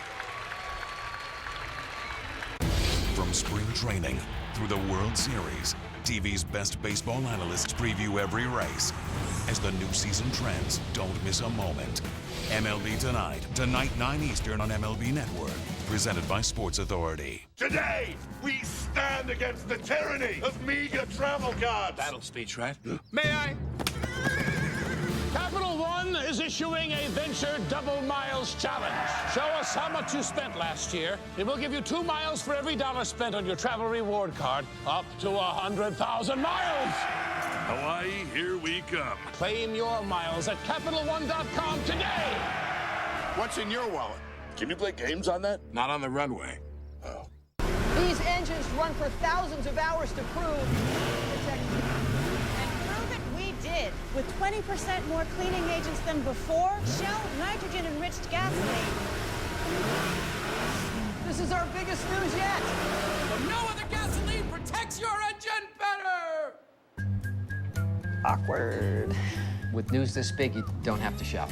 Try new Shell nitrogen-enriched gasolines. No other gasoline protects your engine better. This Saturday, 12 games, 20 teams, 36 straight hours. It all adds up to one perfect weekend. The Spring Training Game Marathon, starting Saturday at 1 Eastern on MLB Network. Season ticket holders, thanks for your support all throughout spring training. We're about to see another AB for Bryce Harper, who's been moving around a bit, played center field against the Braves last night. Davey Johnson on his young outfielder. I'm just going to be using him just like I would anybody else. I would have had him moving around the outfield, except he hurt the calf, had the calf strain. But he's a very mature kid for 19, handles himself well. Very aggressive, and he looked good the first time out in center field. Left-hander Clay Rapata, and he sidearmed one over to Jorge Vasquez that almost ended up down the right field line. So Harper gets to try to hang in here against a sidewinding lefty.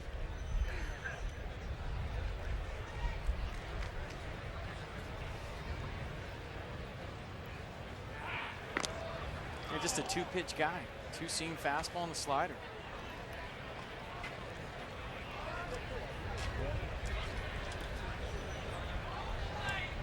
Long-time professional career going back to 2002. 32 games with the Orioles last year when he won a couple of ball games, had a high ERA. Previous stops with the Cubs, Detroit, and Texas.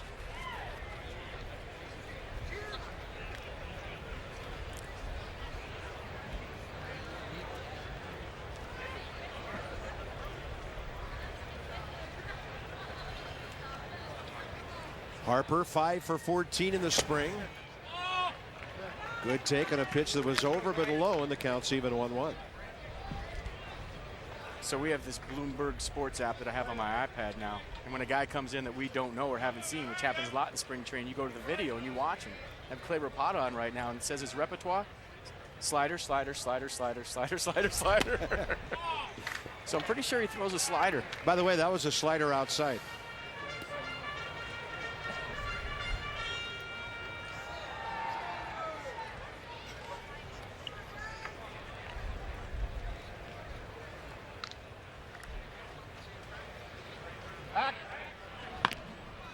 That was a fastball to first, by the way. Yeah.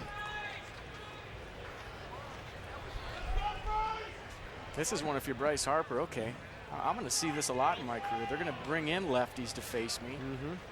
Sidearm lefties at that. Stay on the ball. Think about going the other way, because everything's going to be away, whether it's a fastball or a slider early in the count. They try to sneak one past you in late. But Bryce Harper is very good at letting the ball get deep and going the other way. And I'm not just talking about singles and doubles. I'm talking about light tower power to left center field. That's going to get him looking. Nats pick up a tying run on 2 hits, and into the 5th, it's a 2-2 game.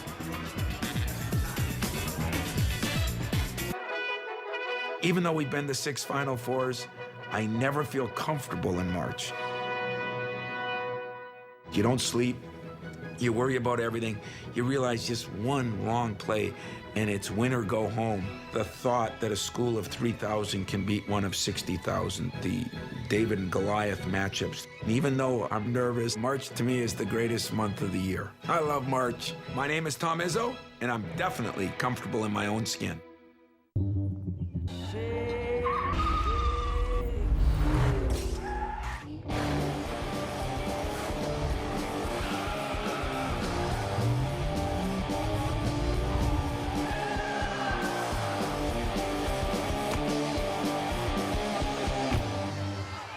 I love being under house arrest.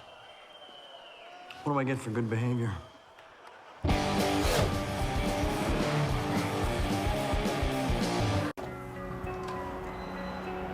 was born and raised in Chicagoland area. My roots are still here. I grew up the son of teachers. Teaching and learning never stops. Education is always around us in any form. It's amazing the constant things that I can pick up about my swing that I didn't know yesterday, that I didn't know a couple weeks ago. I'm a student of the game, I'm a student of life, and I'll never stop learning at both. 5th inning coming up. John Lennon about to take center stage, but let's talk about Chien-Ming Wang. Hamstring injury on a play at first base, but he was throwing the ball extremely well. Yeah, I was impressed with the curveball today. He had great action on the sinker, and when he's going good, he really doesn't have to throw anything else. We saw him last year against the Chicago Cubs deal one night, throwing exclusively sinkers, but he had the good off-speed to go with it. But the day didn't end. I think Chien-Ming Wang or anybody in the Nationals dugout wanted it to. And all things considered, with all that was going on right there, I guess a strained right hamstring isn't the worst thing that could have happened. Ooh, man, yeah, I was thinking really bad ankle. So here we go to the 5th inning, and here's John Lennon, 185 innings last year. A workhorse, to say the least, for the Nats. And I haven't talked to John about it because I'm not that comfortable walking up to a player and asking him about trade rumors. But I think John Lennon has done a fine job of filtering things out, doing his work, and getting ready for the season. And we hope it's here, because he's a guy who's very meaningful to this organization. He's been a survivor. He's had some bumps in the road and recovered quite nicely last year. How would that conversation go? Hey, John, you getting traded? I wouldn't put it that way. Hey, John, what's new in the trade rumors? There are some people who will walk up to a player and say such a thing. Really? I'm not one of them. Me neither. Hey, who are you getting traded for? In his defense, you know, that's one of those things where you got to keep the blinders on, keep getting your work done, go out there and control what you can control. There's so many things in the game of the baseball that are out of your control as a player. And that's one of them. That's all you can do is take the ball every 5th day, get your work done, prepare to be a part of this ball club. And you know, we like John Lennon. We hope he's in a Nats uniform. John Lennon threw the slider about 15% of the time last year, and that was outstanding. And the Nats have struck out Brett Gardner 3 times today. Twice looking. John Lannon with a nasty pitch right here, just on the outside half. Not a whole lot Brett Gardner could do with that one. Maybe foul it off and buy yourself another chance, but good late break on the off speed from John Lannon.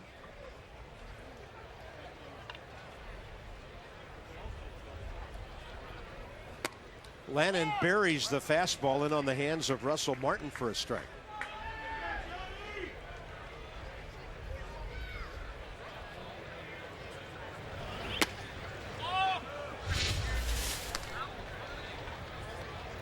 Chad Durbin, an inning and a third.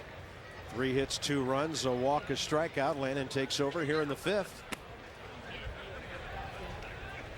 And later we could see Yuneski Maya and Henry Rodriguez, or one of them, depending on how long John Lannon goes.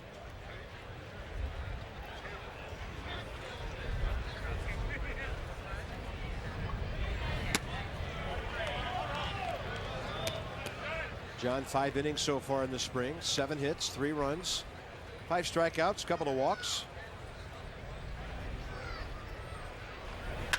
And a ball rocked out to left center by Martin. Over to cut it off, Jason Worth. And the Yankees have their 6th base hit.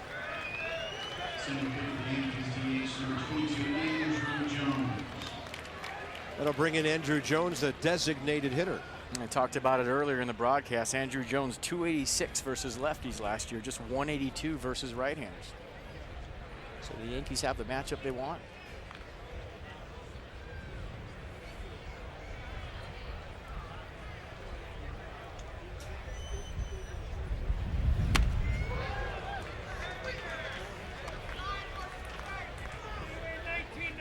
Oh, he's loose now, that's for sure after that. Whew, cutting loose. I think the pitcher and the hitter, right? Wow. Jones walked, stole a base, scored a run back in the 3rd.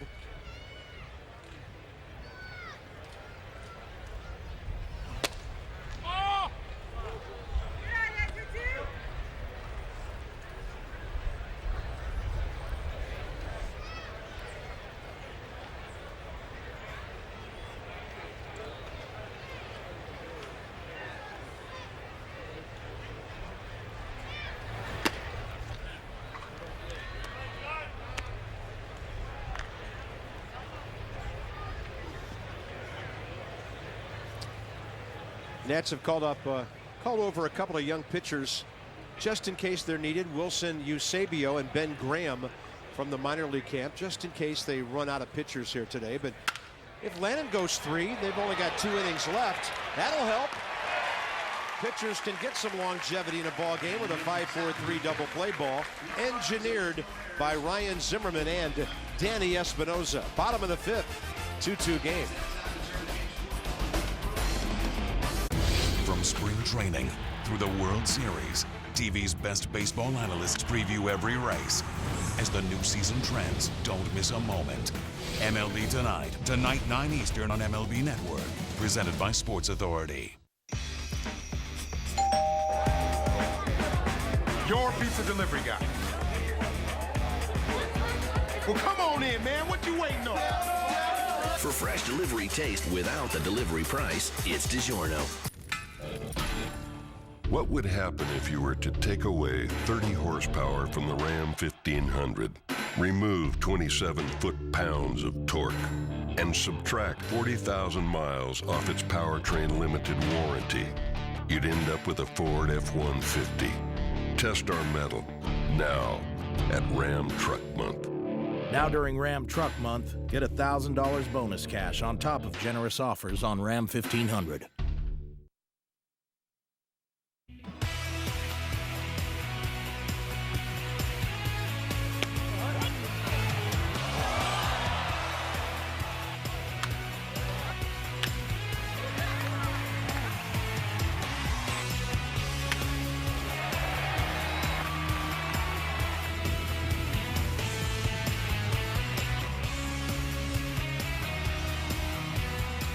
The Space Coast of Florida and Vieira's Space Coast Stadium.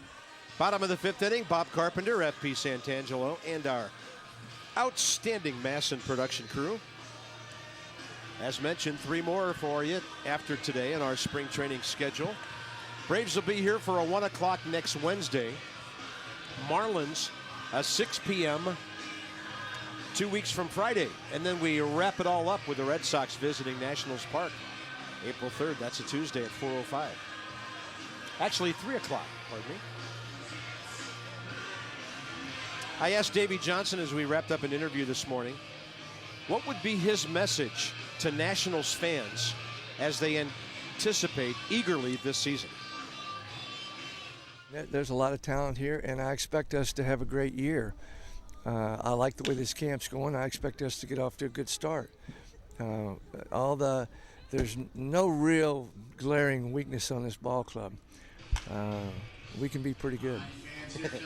Davey added, I love this line. He said, you know, we're not down here dreaming. We know we have a lot of good young talent in this organization. And to go with the veterans, it'll be fascinating to see how it all works together. He forgot one thing. He forgot to tell the fans to come. Come to the ballpark. Come watch this club. It's going to be fun. Steve Lombardozzi, bottom of the 5th. Jonathan Solano and Roger Bernardina scheduled. The lefty, Clay Rapata, still out there. Struck out Bryce Harper to end the 4th inning.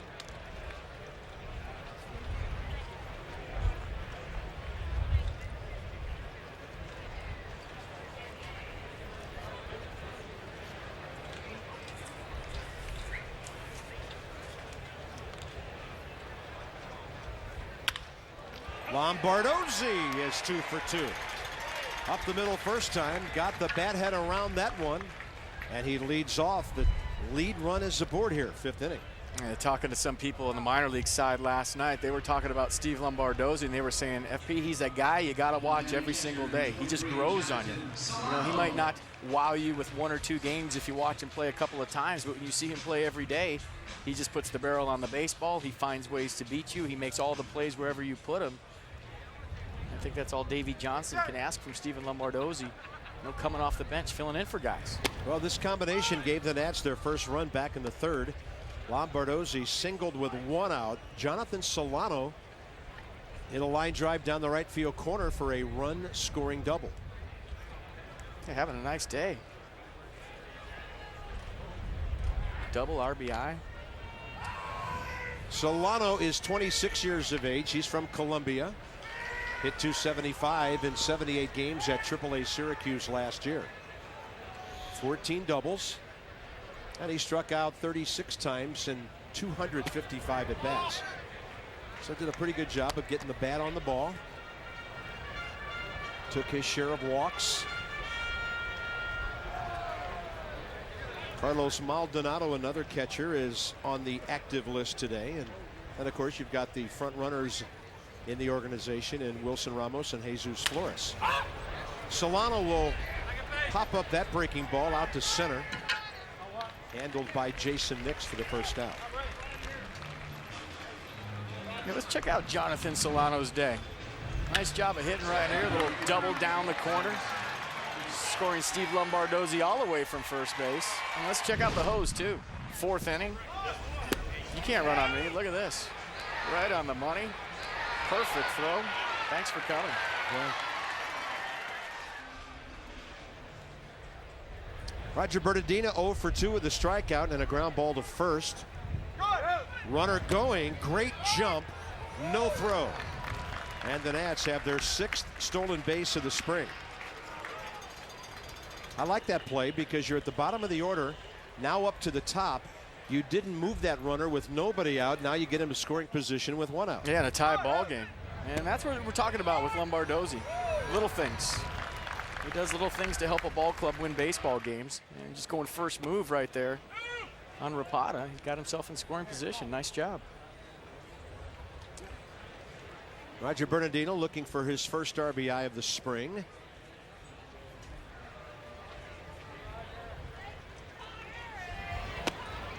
And on the 0-2, he takes the breaking ball well outside.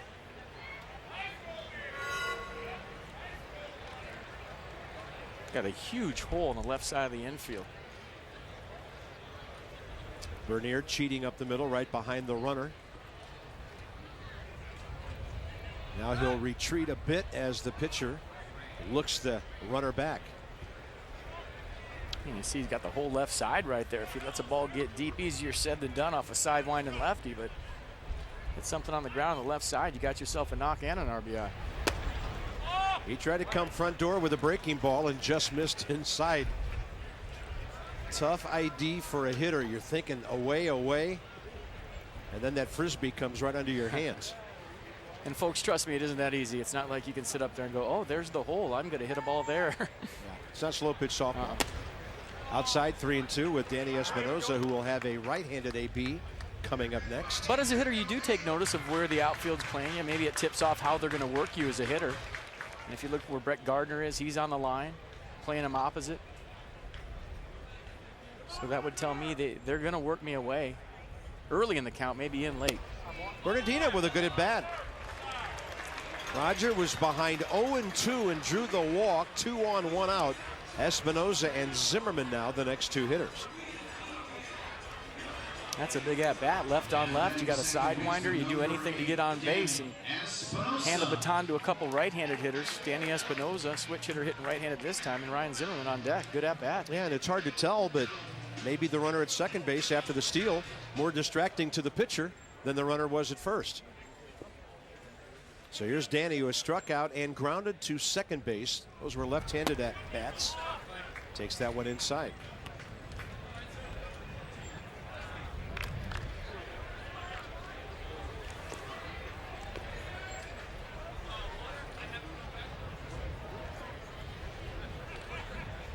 Tie ball game, bottom 5. And the lead runs at second base, 1 out. Danny offered and laid off, and he gets the count now in his favor, 2-0. Oh, this should be a healthy hat coming up right here from Danny Espinosa.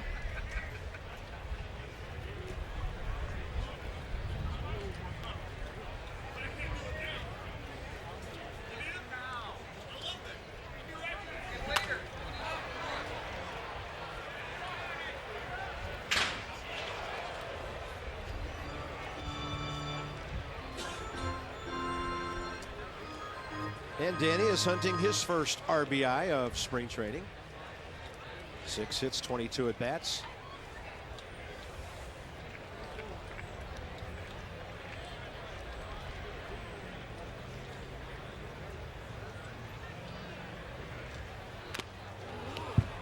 And the count's back even now, 2-2.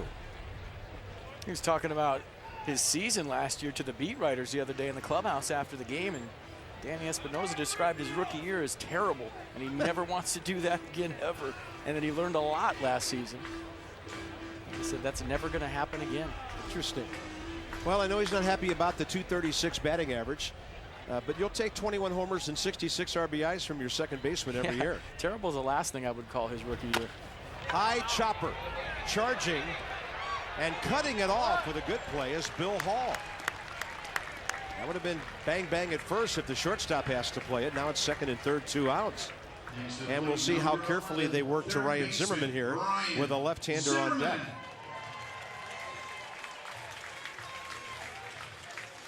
Yeah, pretty good play right there. Third baseman always has priority over the shortstop because he's closer and his momentum's going to first base. But you have to communicate right there. It's all it takes, a little, I got it, right before you field the ball. Then the shortstop can put on the brakes and you could take charge as a third baseman. You called it, partner. They're being very careful to Ryan. Extremely careful with the intentional walk. You can't be more careful. Well, evidently the Yankees don't want to go back to Tampa 5-9, so they're going to walk Zimmerman here to load him up against Chad Tracy. Joe is managing today. Brought in the lefty to face Bryce Harper. He's walking Ryan Zimmerman to get to Chad Tracy. The Nats, by the way, have some right-handed bats in that dugout. Brett Carroll, Jason Michaels, Tyler Moore, Bud Tracy, and Davey Johnson wants to see this veteran guy against some left-handed pitching as well. He will be the hitter. By the way, the Yankees have a new catcher in J.R. Murphy. And Mark Teahan will be the pinch runner for Ryan Zimmerman.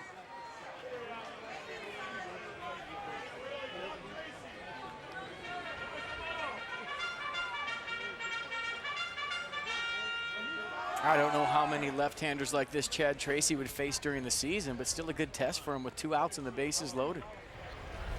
Yeah. That's something to work on right here. Veteran guy, probably seen a million guys like this. Have a game plan, stick to it. Put the barrel on the baseball, and Chad Tracy has done that for the majority of this camp. Came into this game, 5 hits, a homer, 8 RBIs. A bomb last night in Orlando.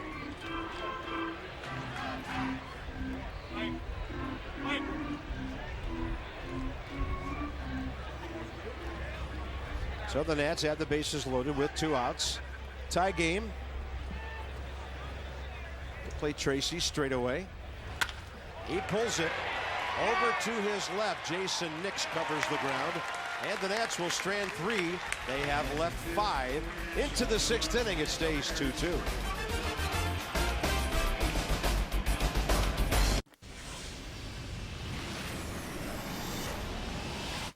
Welcome to the Chevrolet Studio Update. I'm Sam Ryan. The Kansas City Royals investing in another young talent. Today, the team announced a new multi-year contract for shortstop Alcides Escobar. The 25-year-old who came over in the Zach Greinke trade is guaranteed $10.5 million through 2015, and the deal could be worth as much as $21.75 million after 2 club option years. The deal buys out Escobar's arbitration-eligible years. Later this afternoon on MLB Network, Albert Pujols and the Angels host the Reds. 30 clubs in 30 days has the Diamondbacks on tap at 8 p.m. And tonight at 10, it's the Giants and the Mariners. And that's it for your Chevrolet Studio Update. Enjoy the rest of the game. I think about the future every morning when I wake up. I care about my car because I think it's a cool car. I think it's stylish and it makes a statement at the same time. And I've never had a car like that. People don't totally understand how the Volt works. When the battery runs down, the gas engine operates. I don't ever worry about running out of battery power because it just switches over to my gas engine. I very rarely put gas in my Chevy Volt. I love the Chevy Volt, and I've never loved a car. I never thought it would be so easy. I was done before I knew it. Staining was fast. The protective finish was flawless. So easy, I did it again. Minwax makes and keeps wood beautiful, easily. A lot of red, white, and blue in that Nationals team store down here right behind home plate. In Vieira, Florida, young guys picking out some cool attire to be Natalie attired this year. John Lannon came on, 5th inning, faced the minimum 3 batters, got that double play ball. And a pretty good hook to Brett Gardner to strike him out to lead everything off right there, hitting a spot. And how about the play by Ryan Zimmerman? Little in-between hop. Perfect feed to Danny Espinosa, but you know, it's little things like that with Ryan at third base that you take for granted because you see him play every day. That was a tricky hop. That ball was hit pretty hard. It took a tough hop at the end, stayed soft with his glove. Perfect feed for the 5-4-3 double play. Mark Teahan stays in after running for Ryan Zimmerman to play third base. Cole Garner is the leadoff hitter for the Yankees.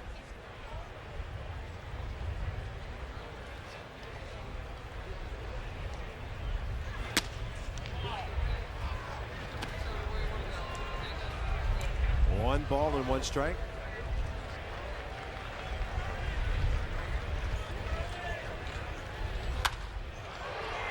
Right field, routine fashion. Bryce Harper, 1 out.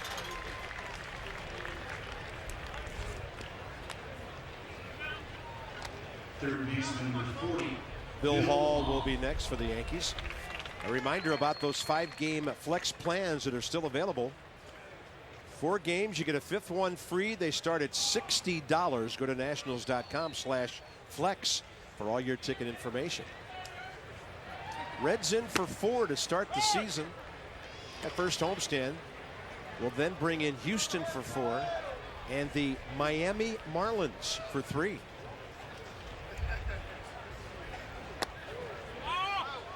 We'll make our first visit to that Miami ballpark. Looks like on Memorial Day, Monday, May 28th. There will be no shortage of colors when we get to that ballpark. The world's largest art gallery, I understand. With fish. The uniforms, that thing out in left center It's an field. art aquarium.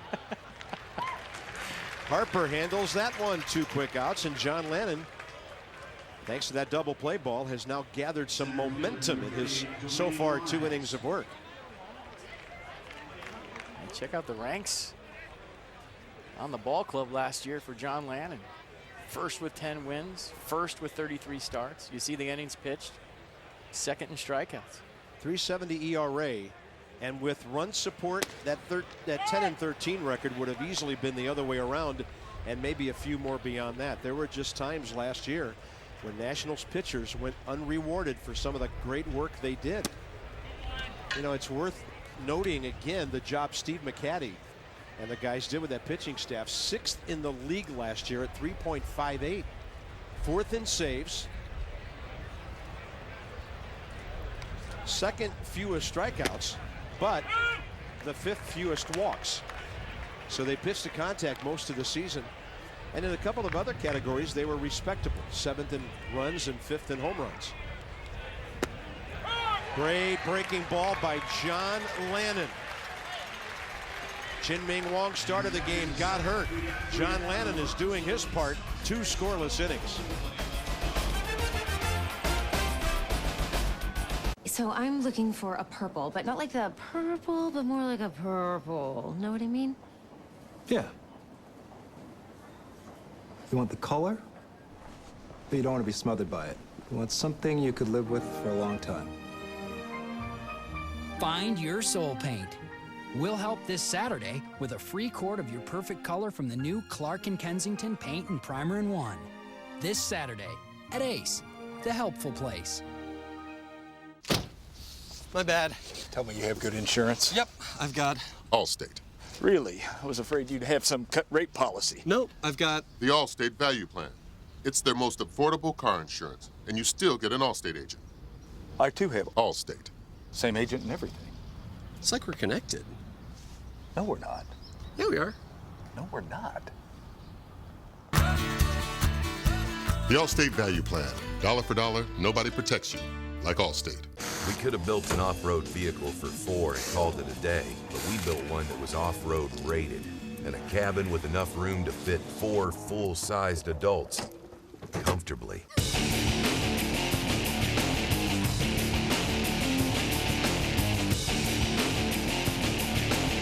The way we see it, you don't become off-road rated by showing up with the bare minimum. You do it by building the absolute maximum.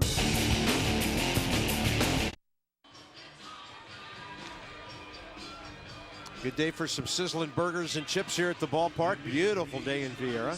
Central Florida, Space Coast Stadium, right along I-95, just south of Cape Canaveral. Notable dates: we're going to open at Wrigley with a day game. A week later at home against the Reds. The Nats go to Fenway and Toronto for Interleague. The Yankees and the Rays come calling. And not to be omitted, of course, our usual home and home with those guys from Baltimore.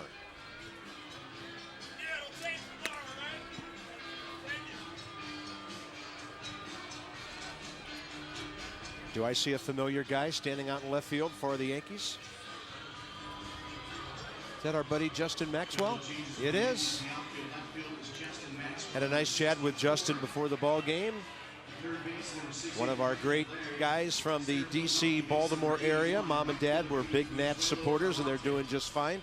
So good to see J Max playing here for the Yankees. He's in left. Melky Mesa in center. And in right field, Zoyo Almonte. Nice.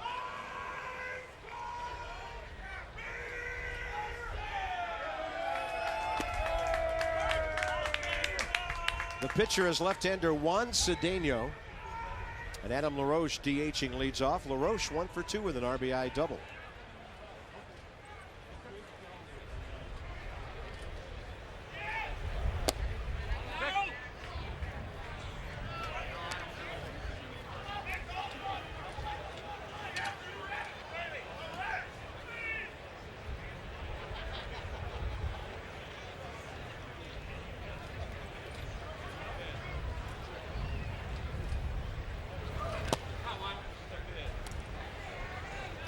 has the count in his favor again. Third base, that should be Brandon Laird for Bill Hall.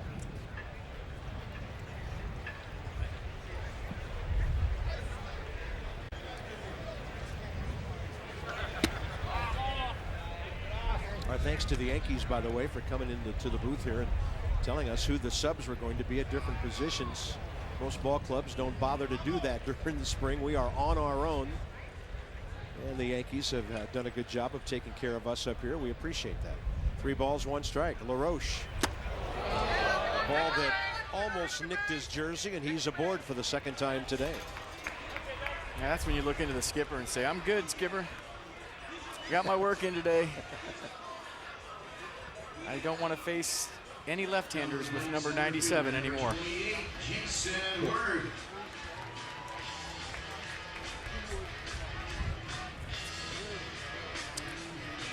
Three o'clock here in Vieira, Florida. Nats and the Yankees, Bob and FP with you on MASN HD. 3rd of our 6 spring training telecasts. Jason Worth with his 3rd AB of the day. And Bryce Harper on deck. Tie game, bottom 6.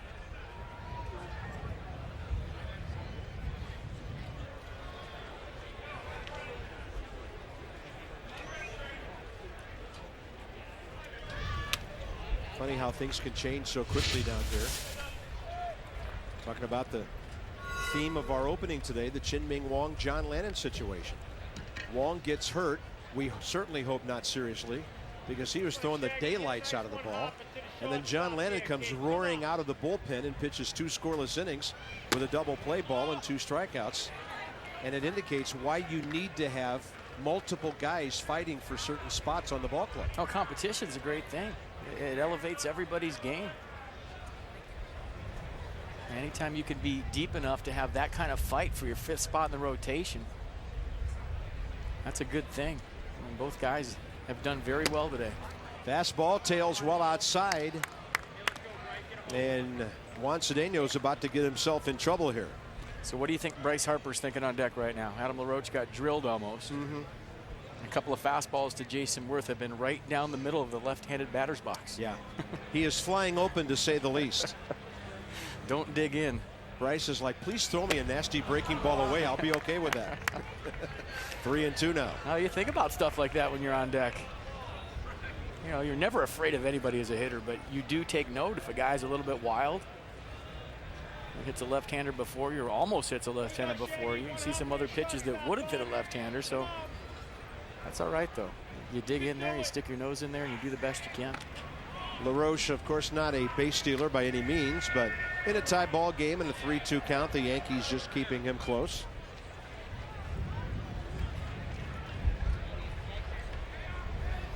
This guy might put a runner on second without you having to swing. Worth does swing, and that's well hit. Right field corner, and that is off the wall. LaRoche heading for 3rd, Worth into 2nd, and Bo Porter will hold Adam LaRoche. And of course, some of the fans who don't see much big league baseball down here up in arms because he was not sent, but there's nobody out, and it is spring training. Send him. What are you doing? Nobody out. You got to hold him. And it sets the stage for Bryce Harper. Nice piece of hitting by Jason Worth as he ends his day with a double down the right field line. Nice. Remember, Adam LaRoche had a little ankle thing going on early in camp, so no need to stretch him out right now. But a nice test right here for Bryce Harper. 2nd and 3rd, nobody out, infield back, facing a tough lefty. Here we go. There's Brett Carroll, who will pinch run and then play the outfield. Nats taking some good swings opposite field this spring, which is FP and I talked about Tuesday night. You have to do in this ballpark. It's just a wind tunnel out there, and you can get yourself in some real good habits by staying on the ball and just hitting it hard the other way. 2nd and 3rd, nobody out for Harper. Tie ball game against the Yankees. You gotta love having this at bat if you're Bryce Harper. Yeah, he might be on the back page tomorrow if he does something big here. Maybe the front page. Breaking ball, no. 2-0. That's a good take right there. You're all systems go. You're ready to put the ball in play. You're heading the count 1-0. You get a nasty curveball. Pretty good plate discipline, pretty good strike zone discipline for Bryce Harper right there, taking that pitch.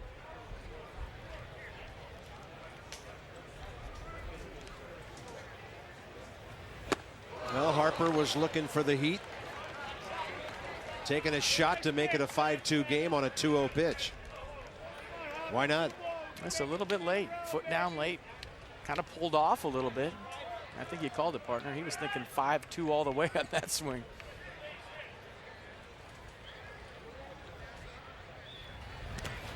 And a take to make it 3-1.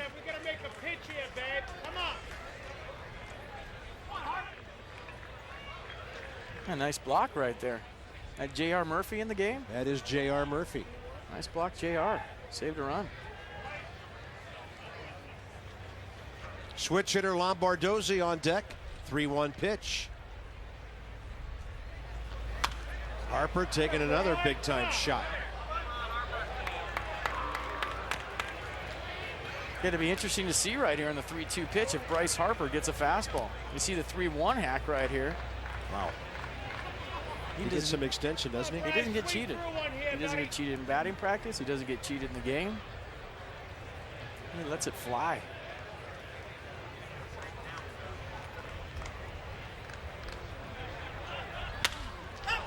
Pops that one up out to short for Doug Bernier. One out. Steven Lombardozzi now. Harper 0 for 3. That pop up, couple of strikeouts today. He got the 3-2 curveball down. You see the adjustment. He ditched the leg kick in the 2-strike count, got the foot down early, and just missed that one. Pretty good hack.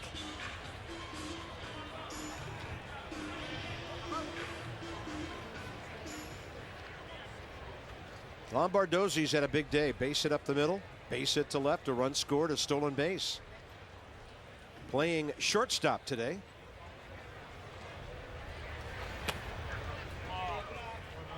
I like the thought process there by Bryce Harper. 2 strikes, he's had a tough day, struck out a couple of times, made the adjustment. We talked about the effect that Mark DeRosa might have on these guys with the 2-strike approach. You saw it with Bryce right there. Big leg kick on the first 2 hacks. Took the leg kick out of his swing, didn't get the job done, but made an adjustment. And more times than not, you'll be successful in baseball if you make that 2-strike adjustment and just try to put the ball in play, and that's what he did. Didn't get the result he wanted, but the process was there. I like it. Yeah, and then he had the count in his favor a couple of times and really tried to whale, change the ball game with one swing. Guys like that can do that. Every AB, every pitch, really a learning experience when you're a teenager in a major league camp. Lombardozzi pops it up, and this will be out of play to the right. Now, this is a guy we saw last year late in the season. Steve Lombardozzi, he is definitely a guy that makes the 2-strike adjustment. He'll spread out, choke up on the bat, check out his defense, and realize that a ground ball to short or a ground ball to second base here with 2 strikes gives his ball club the lead. And a big hand for a lady with a glove who made a fantastic play. 1 ball and 2 strikes to Lombardozzi. He waits and fouls it off. You guys be sure to stay low at all times. Foul balls for the safety of you and your family. Thank you.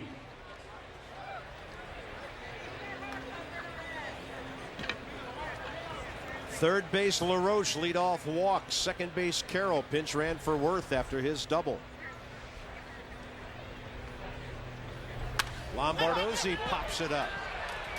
Straight back, and for the Nats, fortunately, just over the screen. Terrible play. He's going to fight with 2 strikes. Terrible play.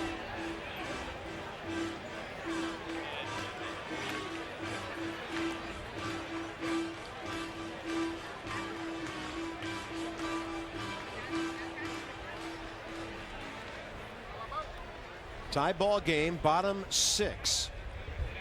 Hits are even at 6. Let's make a pitch here. Come on. Lombardozzi continues to be tough to get the ball by. Attaboy.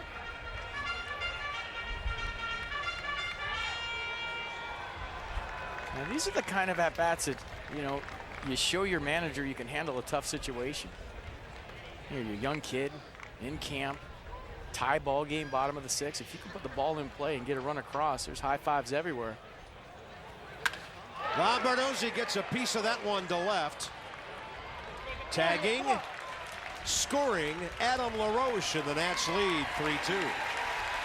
Great at-bat, Steve Lombardozzi. You said it. That'll fire up a ball club right there. You got a young kid fighting up there, fouling balls off, picking up his teammate Bryce Harper right there. That's a great job. 2 for 2 with a sac fly today. And those are the high fives I was talking about. Joe Girardi to the mound is going to make another during the inning pitching change here. Did Joe think he's in Fenway Park today? He doesn't know that I'm flying back to California tonight. The Nats have taken the lead on Masson for the first time this spring, and we love it. On September 3rd, 2010, 14-year-old Alex Kane of Wichita, Kansas, saved the money he made from his summer lawn mowing job and bought a Louisville Slugger TPX Omaha bat at baseballsavings.com. On September 23rd, 2010, 14-year-old Alex Kane of Wichita, Kansas, hit a walk-off home run with the Louisville Slugger TPX Omaha bat that he bought from baseballsavings.com. For hundreds of top brands at warehouse prices, check out baseballsavings.com, the stuff that dreams are made of. Lawn gnomes, bird baths, and the competition are officially on notice. Craftsman Turn-Tight Tractors, a best-in-class 6-inch turning radius, 50% tighter than any other tractor. Craftsman, trust in your hands.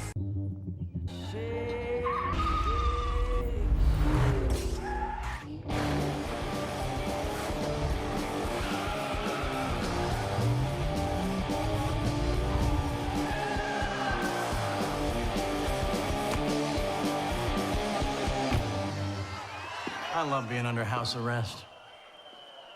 What do I get for good behavior?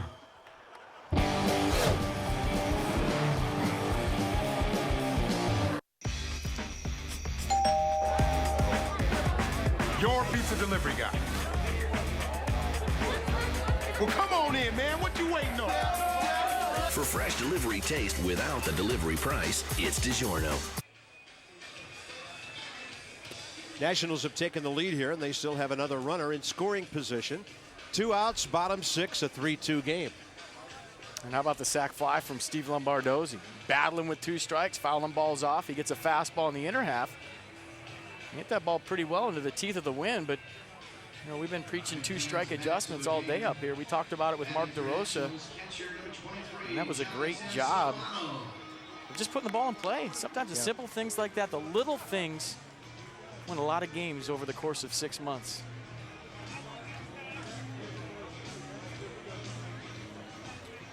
Brett Marshall takes over here for the Yankees. And when you have a staff like the Nationals have, and you do things like that on a consistent basis, you're going to win a lot of baseball games.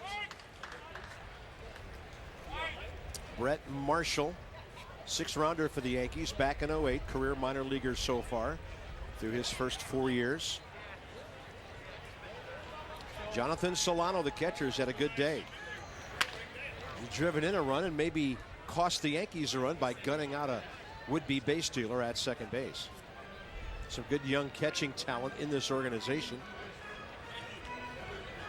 Brett Carroll still at second base after running for Worth. Brett probably will take over in center.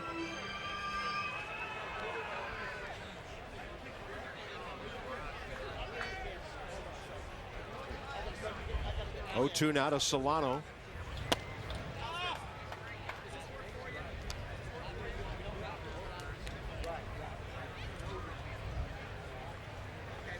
Top of the order, Roger Bernardina. Next. Breaking ball, a good one. Solano gone, but the Nats take the lead.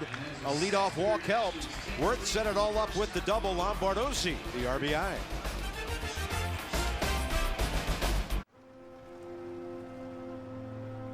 It's over! Prohibition is over!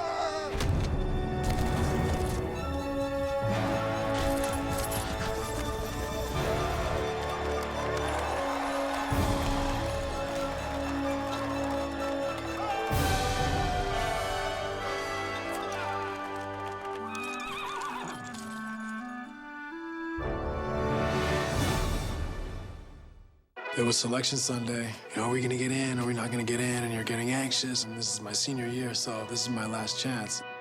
We had the whole team over to our house, and we were just waiting for our name to come up. Finally, when you see Santa Clara come up on the bracket, I took off out of the house and ran 4 blocks as fast as I could. It was just this huge source of relief and joy all at once. My teammates were all waiting for me out front of the house. Where'd you go? What are you doing? My name is Steve Nash, and I'm definitely comfortable in my own skin. I was a 20th round pick, and the odds are not great. I was part of 5 different rosters. I kept getting designated for assignment. I came to a point in my career where I had to find it within myself, be able to bring my ability out. Just to be a Dominican baseball player and to be one of the major leaguers that represents our country, it's a great feeling, and I feel a lot of pride and honor in that. The doubters never stop, but I never stop either. On to the 7th inning here in spring training as we move to our game summary. Bill Hall has been the Yankees hitter of note today. A couple of RBIs. Steven Lombardozzi for the Nats, the go-ahead RBI, and John Lannon now going out for his 3rd inning. He's been outstanding, getting 6 outs. We talked in the open about the battle for the 5th spot in the rotation. Chen-Ming Wong had great stuff today. The sinker was sinking, the curveball was down in the zone with late bite. Except for that injury he sustained at first base, and let's hope it's not that bad. He had a fantastic day, and John Lannon was just as good. The good curveball, the good fastball command, got ahead in the count, worked very fast.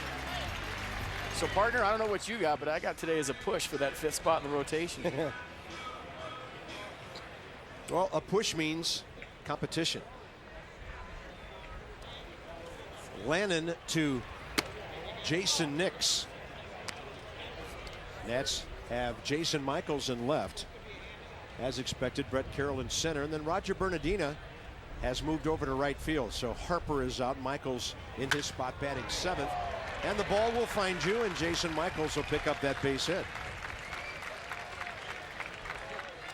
Andres Blanco at short now for Lombardozzi.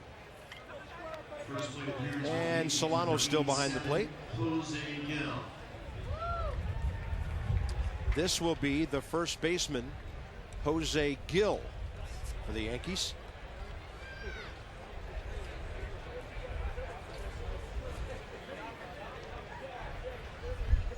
How's your scorecard looking? It looks pretty good. Does it? Yeah.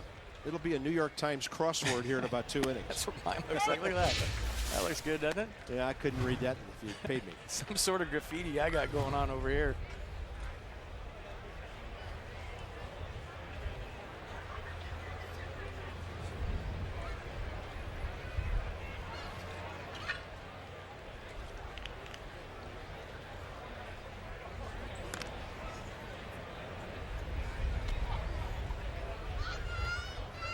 John Lannon giving up 2 hits now.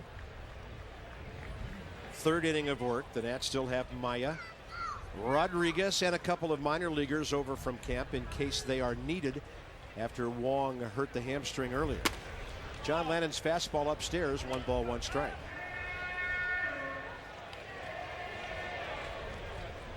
I think as a pitcher or even a hitter, this is where it gets tough. When you're facing guys you haven't faced before, you've been in the league for a while. You know, John Lannon's been around. He's got a book on everybody. All of a sudden, you start facing guys with 70s and 80s on their back. You don't know what to do against them. You don't know where their holes are in their swings. You don't know anything except for that you're going to throw strikes. And sometimes you can get hurt against these guys because you don't know who they are. And a good play by Solano there. Yeah, Gill's an 8-year minor leaguer. Jason Worth chatting with some of the guys out in the bullpen after doing his running on the track. Catchers are the ultimate multitaskers. Solano blocked that pitch, and while scrambling to pick it up, he threw off the mask. Runner going. Now he throws a bullet, but it's late. That pitch was stolen on the pitcher, or that bag was. And Jason Nixon to second base. The tying run with nobody out here. A pretty good jump by Jason Nix. He went first move right there. Solano with a throw that kind of ran up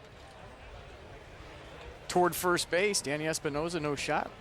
And like you said, that was stolen off John Lannon. Jose Gill now with a count of 3-1. Now Oh, John got a bit of a break there as the hitter went fishing. Young guy, over eager in spring training. 3-2 now.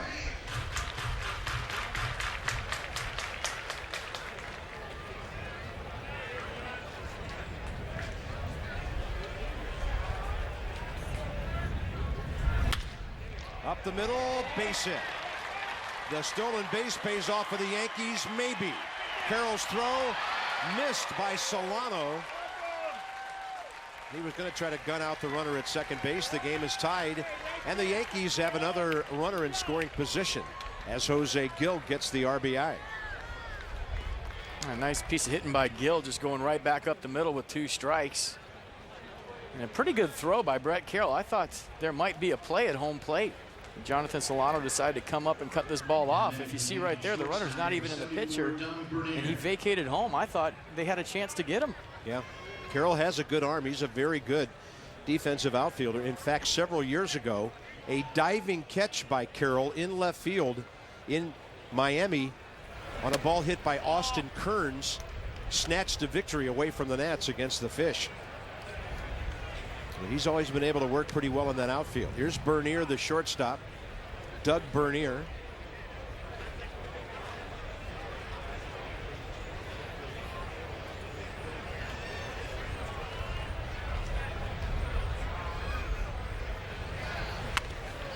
Lays one down beautifully. Lannon can't pick it up. Base hit. If John doesn't get it on the first swipe, there's no play. First and third for the Yankees, 3 hits in a row. Yeah, perfect bunt by Bernier. Are you kidding me? Everybody knows he's bunting. He squares early. That just goes to show you young players at home that placement is everything on a bunt. You can lay down a good sacrifice and get yourself a hit on top of it if you can place the baseball, and that was perfect. And an old friend of ours, Justin Maxwell, the hitter now. He is on the Yankees 40-man roster. .260 at AAA for the Yankees last year with 16 homers and 35 RBIs. And he still enjoys the distinction of hitting the only walk-off grand slam on the last home game of the season in Nationals history. A matinee game 3 or 4 years ago before the Nationals went down to Atlanta to wrap things up. Big, tall kid, great athlete, great arm. They say you're only as good as your last at bat. I bet you he had a fun winter that year. That was fun. Walk-off tater to take to the house for the off-season. Nice. And of course he is a Maryland Terrapin. Johnny Holiday wanted us to put that graphic up there, by the way. Johnny and Ray back in the studio this year. Can't wait to see our buddies when we get back home. Third base Gill, first base Bernier. Justin Maxwell has always had a ton of power and a ton of speed, but the strikeout has been his problem at this level. Lannon, a former teammate, misses low 2-0.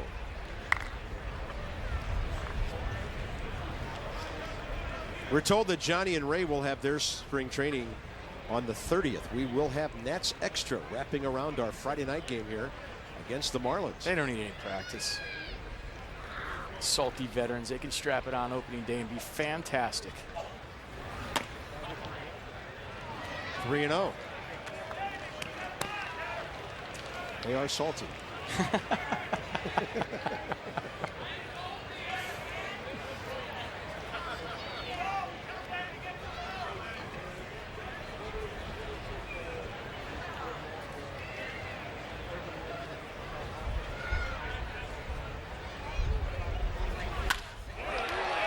Well hit, and the Yankees have the lead.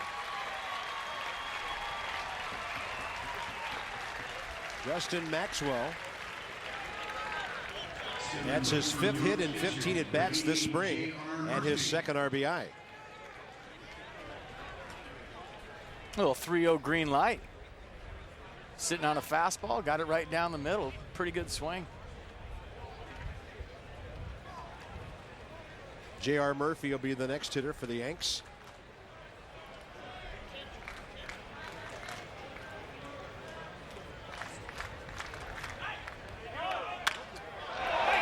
Runners going all over the place for New York. scoring is Bernier, third base for Maxwell. And suddenly the Yankees get to John Lannon for 5 hits in a row. They might remember that complete game he pitched against them at Yankee Stadium 3 years ago when the Nats went up there and won 2 out of 3. Well, I think this is a case of a couple of things. Maybe John Lannon getting a little bit tired, and what I said earlier, he has no clue on how to pitch these guys.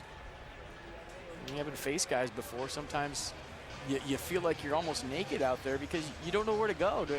Does this guy handle the ball in? Can he hit off speed? Well, just call a pitch and I'm going to throw it. I'm Sam Ryan with your Chevrolet in-game update. The Braves and the Phillies. Braves down 4-3 until Dan Uggla connects. The solo home run of David Herndon ties the game at 4. Uggla's third home run of the spring. It is now 6-4 Phillies, though, in the bottom of the 8th. Now let's get you back out to the Yankees and the Nationals. Gary Sanchez will take over for Andrew Jones as the DH. And Carp, I think it affects command and control guys a little bit more than power guys. Yep. If you're a power guy, you throw 97, 98. Yeah, here it is. You really don't care who you're facing when you're facing them. You can make mistakes right down the middle of the plate because of your velocity. You get away with it. But when you're a guy like John Lannon, not so much. Well, John could use a first pitch out. And tracking that one, Chad Tracy for the first out here in the 7th.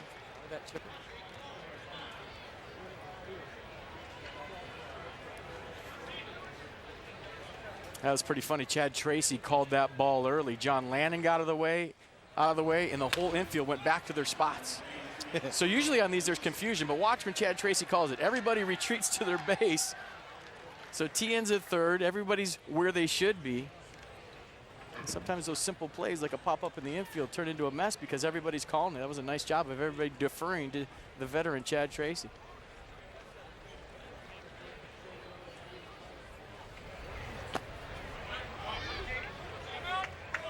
Cole Garner, the hitter. Oh, pardon me, it's Zoyo Almonte. Garner was in there for a while, and now Almonte in right field.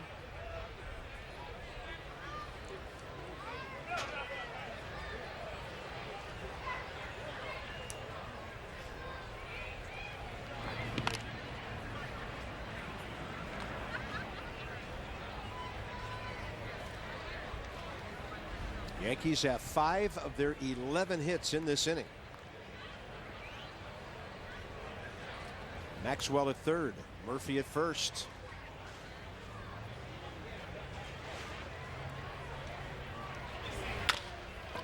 Zimmerman on the charge, or pardon me, Tien, and he gets the force. So used to seeing Ryan play every inning. That drives in another run on a 5-4 fielder's choice. And now the Yankees lead it by a count of 6-3. We have a schedule magnet coming for you on Tuesday, April 3rd, the last game before the guys open the season. Red Sox will be in town for a 3 o'clock first pitch. First 20,000 fans receive a 2012 schedule magnet presented by WB Mason. Go to nationals.com/tickets, and your refrigerator will never look better.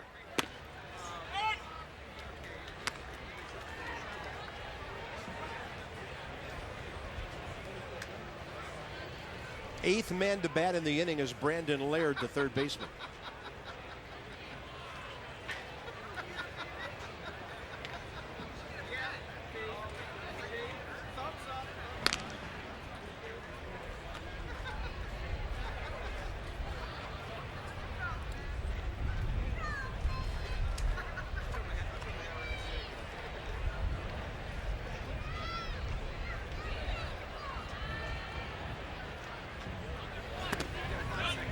Lannon spins one in the dirt.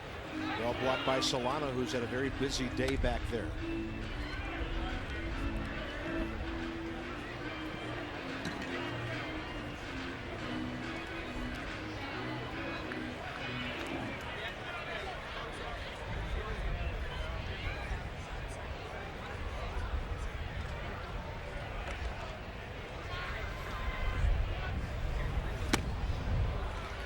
Good run on that pitch, 1-2.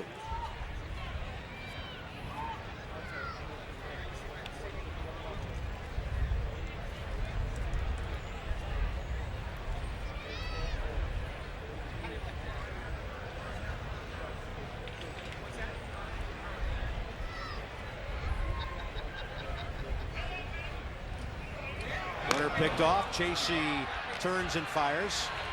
And Blanco the tag, so that ends the inning. Yankees get 4 runs on 5 hits. At the stretch, they lead 6-3.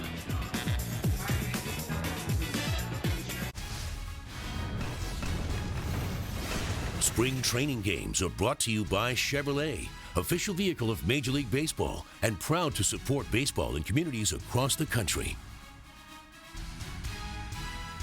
I think about the future every morning when I wake up. I care about my car because I think it's a cool car. I think it's stylish and it makes a statement at the same time. And I've never had a car like that. People don't totally understand how the Volt works. When the battery runs down, the gas engine operates. I don't ever worry about running out of battery power because it just switches over to my gas engine. I very rarely put gas in my Chevy Volt. I love the Chevy Volt and I've never loved a car.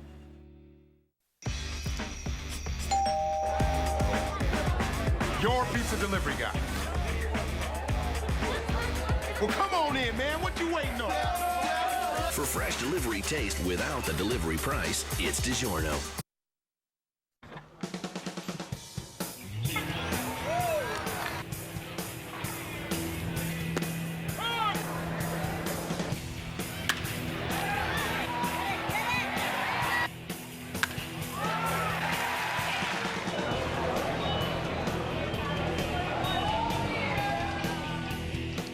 Seventh inning stretch. Good crowd here at Space Coast Stadium today. Yankees with a 4-run seventh have taken the lead. Bernardina, Espinoza, and Tien for the Nats here. Bottom 7. And checking on the Yankee pitcher. Looks like Marshall is still out there. Roger Bernardina is 0 for 2 with a walk today.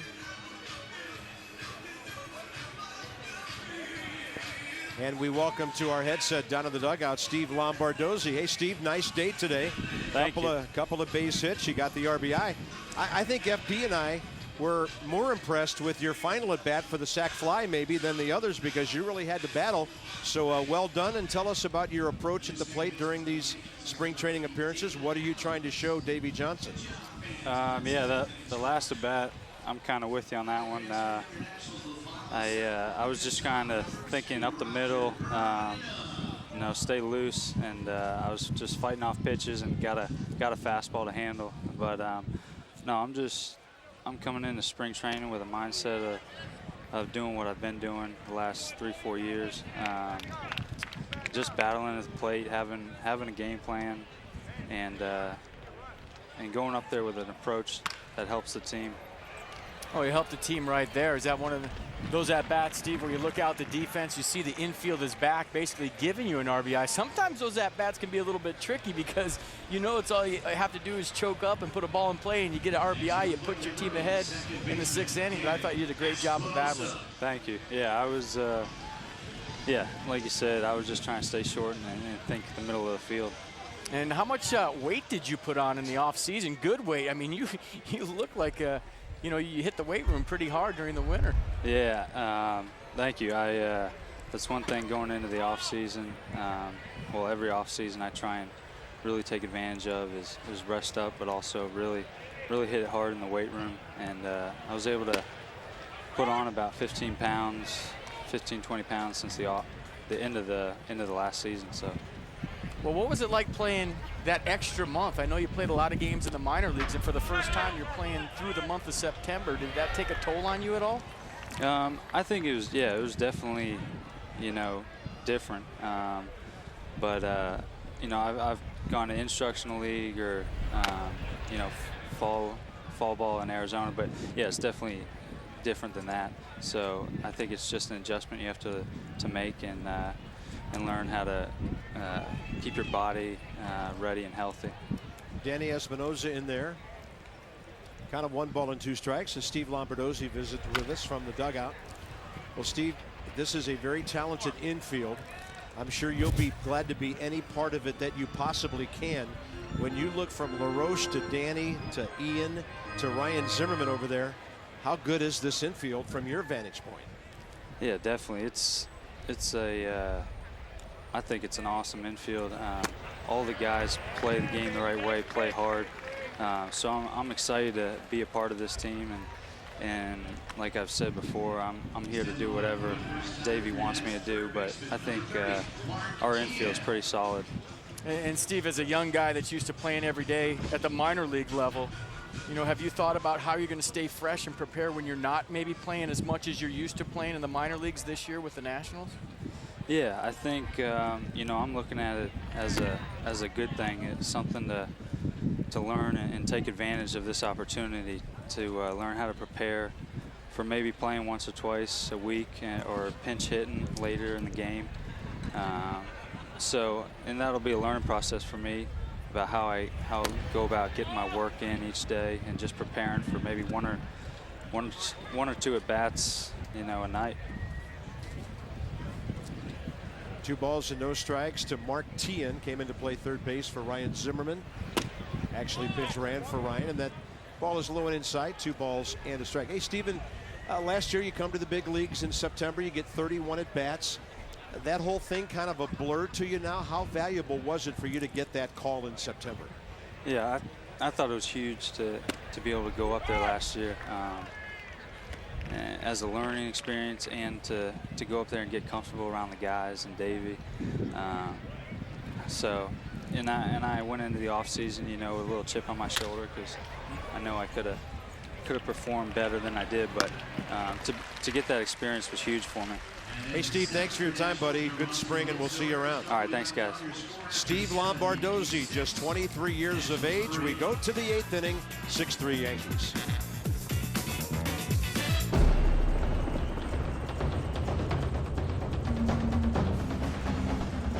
Imagine a dogleg par 4. 30 stories above the streets of Las Vegas, where helicopters become golf carts and higher stakes require even higher standards. Accuracy may have found a whole new proving ground, and it's nowhere near the ground. Introducing the Razor family of irons, our most accurate family of irons ever. You value your friends. So does DirecTV. Meg's worth 100. So are Mike, Carol, Bob, Jim, and Kay.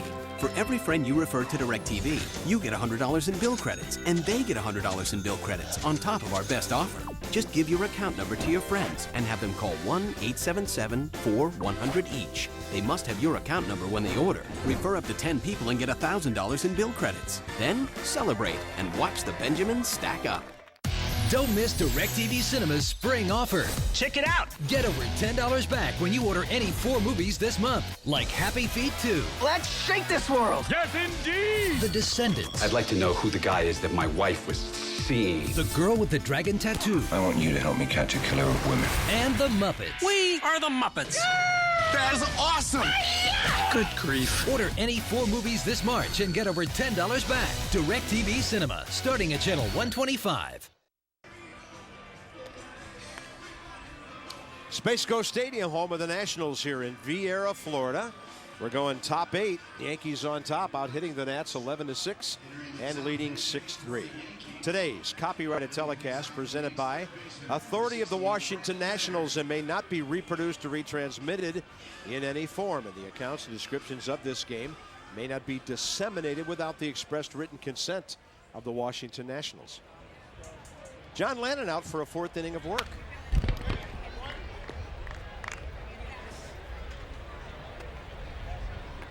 Lannon, coming into this game, had worked a total of 5 innings over 2 starts.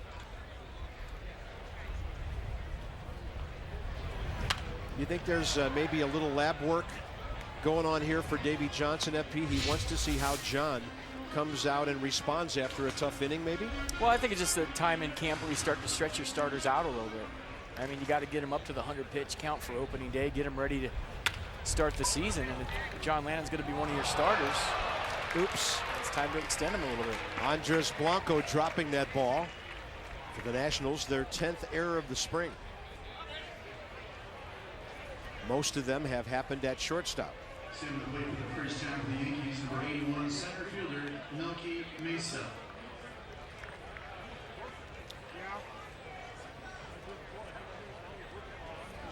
Next up for the Yankees, Melky Mesa.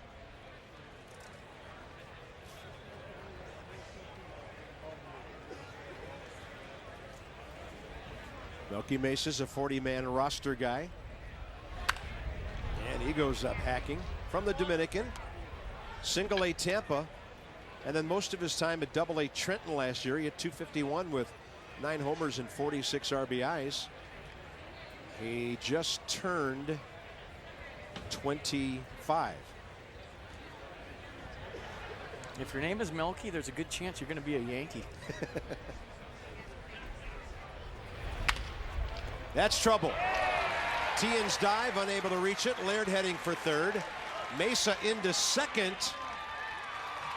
And Michael's throw is late, and second and third, nobody out. It's a little thing, but it's a good play by Danny Espinosa right there on the short hop of not trying to pick it with your glove and make a tag. And keeping the ball in front of you with a runner rounding third base.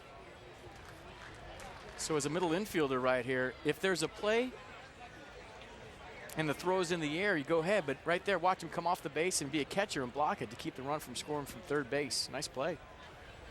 It's a little thing, but it saved a run. David Adams is the second baseman. He'll be the hitter here. Adams is a very good friend of Brandon Geyer, who's a farmhand with the Cubs from the Northern Virginia area.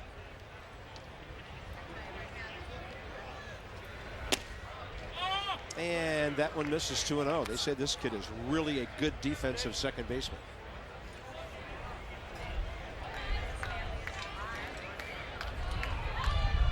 .308 at Tampa last year. .429 for the Gulf Coast League Yankees. And suddenly landing behind 3-0 with the infield in. And Yuneski Maya getting ready. As a rule, managers would prefer not to make during inning pitching changes in spring training, but a couple of things have happened today to possibly make that necessary. 3-1 now as they turned Adams loose on 3-0.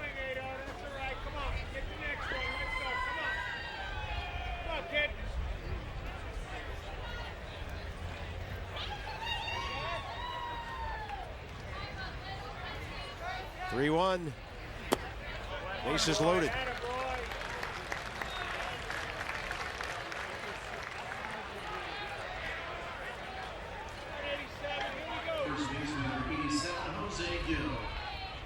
Jose Gill had a good at bat last time off Landon with a base hit up the middle after Jason Nix had singled and stolen second base.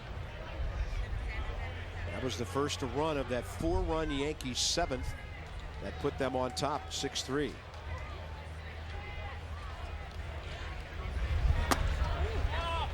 I gotta imagine John Lannon's maxed out right now. He could tell his pitches are up in the zone all of a sudden. And I think this might be a pitching change right here, even though Steve McCatty's going out to the mound.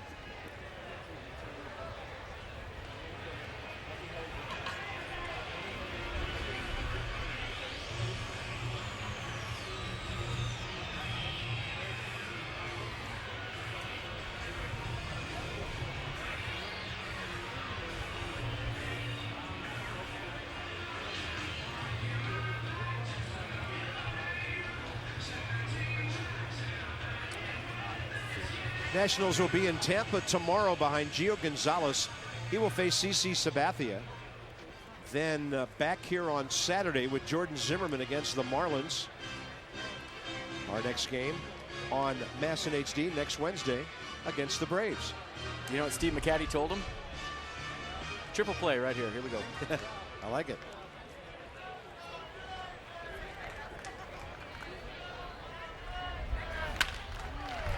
A hot shot that could have been 3 had it been right at Martin. Hey, well, it's a triple play. Here we go.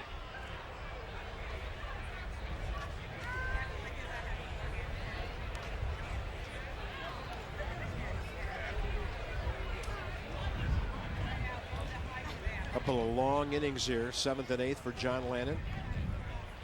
8 batters last inning, 4 runs. First 3-minute board here. That one gets right through Solano, and it's 7-3.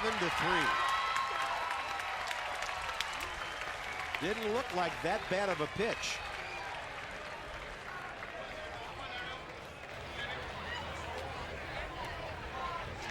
All right, let's check it out one more time. And that's one that Jonathan Solano will tell you he should have probably caught. Yeah, that ball's got to be caught. Pass ball. Second and third now. Double play or triple play possibility. Erase. Infield in.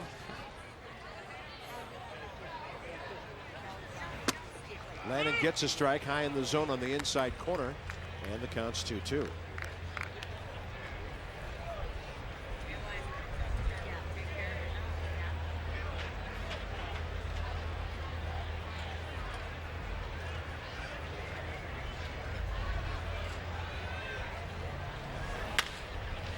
Center field backing up is Carroll. Easily tagging and scoring will be Mesa. Both runners trying to move up as Carroll shows off that arm. Out at third base. 8-5 on the double play, and Brett Carroll shows us a great arm for the second time today. Now, what a great throw by Brett Carroll. Like I said earlier, I thought he had the runner that was trying to score from center field. And you look at a pitcher, perfect one-hop throw. Even Rick Ankiel in the dugout said that was a good throw. Well, that's the kind of things Davey Johnson's looking for. Guys who can do things to help you late in a ball game if they're not regulars. And we mentioned what a good defensive play Carroll is.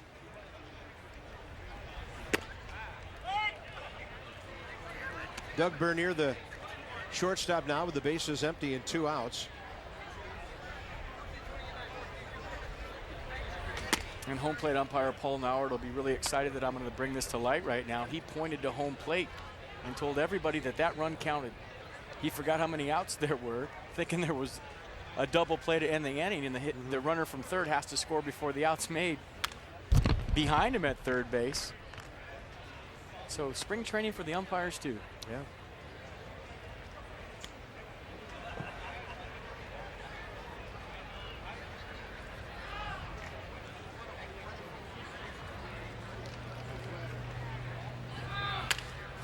Third base way, Martin behind it. Right on target. Yankees will pick up 2 more runs, one of them unearned. Bottom of the 8th coming up. It's now 8-3.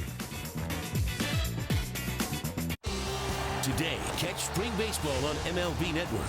Coming up next, it'll be Reds Angels. Then watch Giants Mariners at 10. Spring training baseball brought to you by Chevrolet, right here on MLB Network.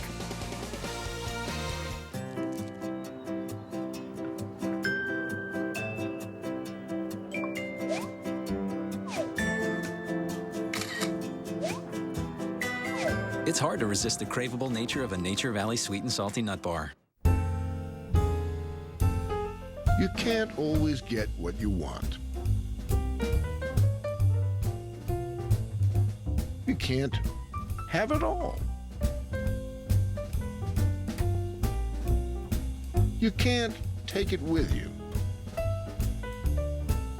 All notions currently up for review.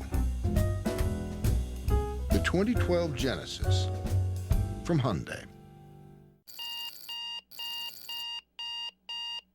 I'm getting up. Beast mode is no excuses. You wake up in the morning, if you're tired, beast mode doesn't care. If you're sick, beast mode doesn't care. Beast mode cares about nothing other than doing your work, getting the job done, and preparing for you to be the best. Oh, I don't know what they done told you, but being an athlete is not easy.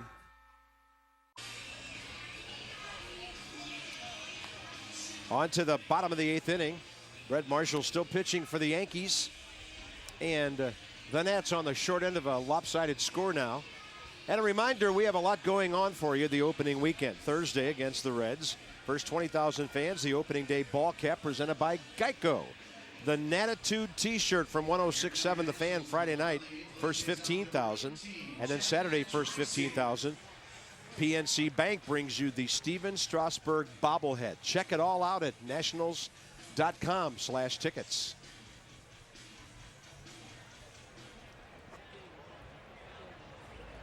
Comfortable day on the berm out in left field. Chad Tracy leads off. Bottom 8, he's 1 for 3 with a base hit. Back in the 4th, a run scored.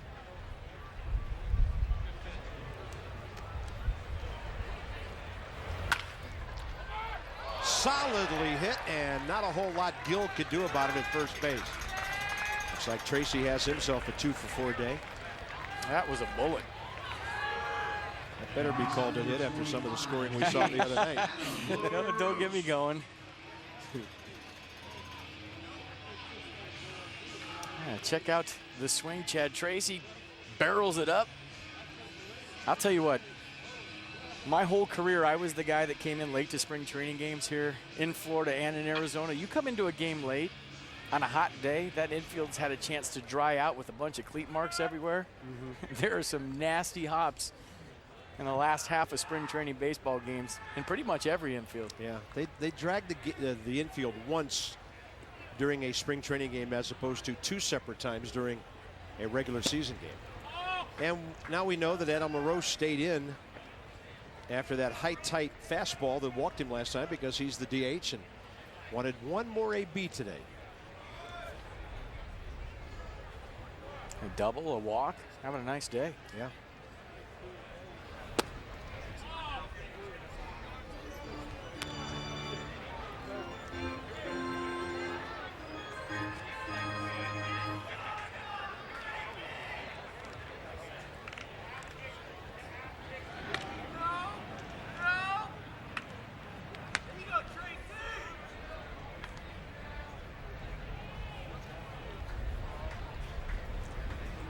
Nats have gathered in 7 base hits today. That ball outside, and the count to the eagle-eyed LaRoche, 3-0. He's a good on-base percentage guy. Even when he was struggling last year, didn't play after May 23rd because of the shoulder. He was very selective at the plate and was getting some bases on balls. Taking on 3-0 with the Nats down by 5. Well, that strike right there is a good thing for Adam LaRoche.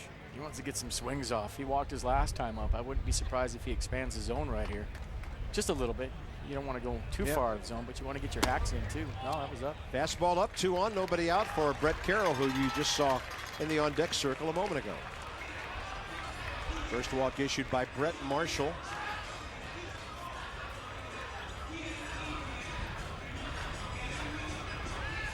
Bench runner for Nationals number 57, Tyler Moore now at first. And now batting for Nationals center fielder number 15, Brett Carroll. Nationals pinch runner, Tyler Moore.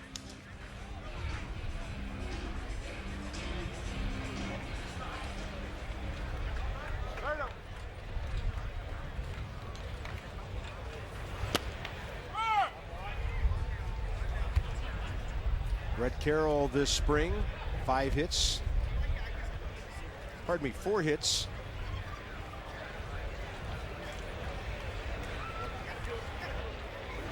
No, he's got 5 and 23 at bats. A lot of guys on the stat sheet this spring, and sometimes the lines are hard to distinguish the ones above and below them. But we have seen what he can do defensively. Just a good all-around ball player, good base runner, good defense. And a base hit there, maybe. It's beyond the reach of Doug Bernier. Bo Porter holds Chad Tracy. And the Nats have the bases loaded, nobody out, with Jason Michaels coming up.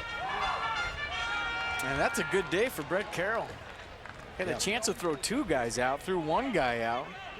Showed off the hose in center field, and now he's got to knock on top of it. Number 12, Jason Michaels. Jason Michaels, guy who's 37 years of age, trying to make a ball club. A couple of years with Houston recently. Phillies in Cleveland before that. One of FP's buddies from the University of Miami, where he hit .396 there in 2 years. That's a ball rocked into the corner, and it hooks foul. Might have cleared the bases. Would have been at least 2. And just missed being a bases clearing double. Watch where this ball lands. When you're fighting to make a ball club, just a matter of a foot between 2 or 3 RBIs and you're standing back in the batter's box. Tracy at third with a base hit.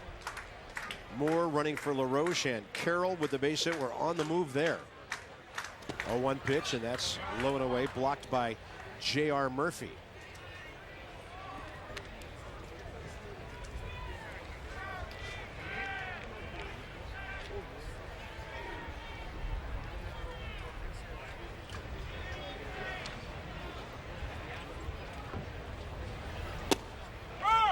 That ball fades to the inside corner.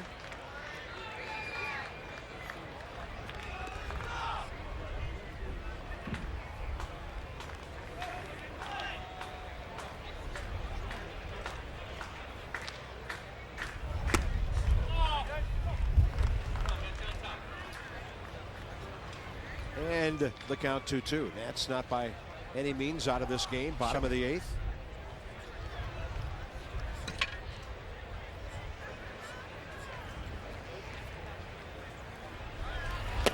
And check out Jason Michaels right now with the two-strike approach, choking up on the baseball bat. Got some potential RBIs out there, trying to play some catch-up ball. See, just off the knob a little bit, gives you a little more bat control. Just trying to put the ball in play right here. 3-2. Michaels off the end of the bat. It's got some carry to it, and that breeze goes to the track. Two men will move up, and the Nats now down 8-4 as Michaels collects the RBI, and a pretty good job of hitting. That'll be his 4th RBI this spring. That's a good AB right there. Off the bench, cold. You just miss a double down the left field line. You got to get back in the box and regroup. You get to a 2-strike count. You take a little out of your swing. Take what they give you. Sac fly to right. Nice job. Andres Blanco, the shortstop, will be next with his first at bat today. Blanco just 1 for 14 this spring. Known as a good defensive player.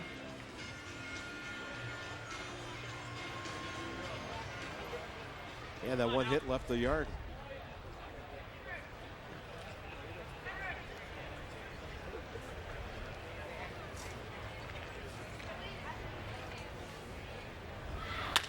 He goes up hacking. Out to right center. Tagging is Moore. He will score from third, and it's an 8-5 game. Another good at-bat right there. Pretty good job all around by the Nationals offense. They have situational hitting.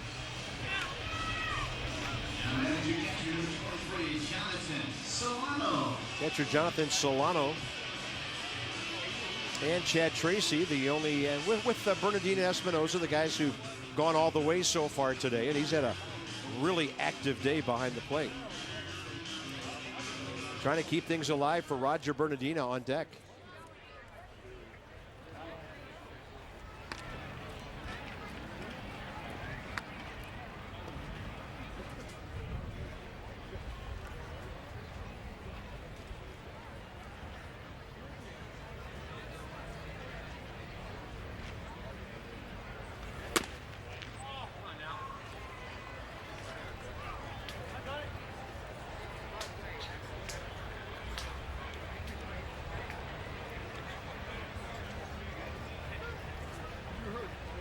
Roger Bernardino 0 for 3 with a walk. 1-0 pitch, and Solano was letting it fly. Well outside, 1-1. That was a predetermined, I'm going deep on this pitch no matter where it is. He was committed to it. Committed to a 1-0 fastball. It was a slider away, and he just pulled off.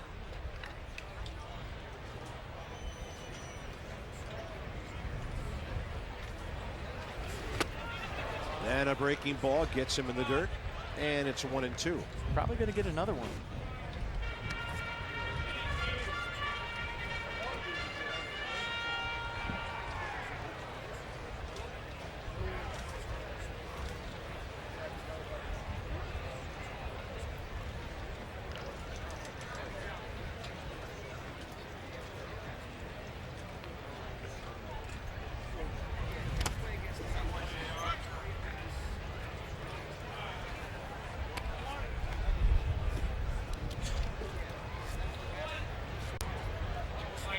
Four o'clock on the Space Coast.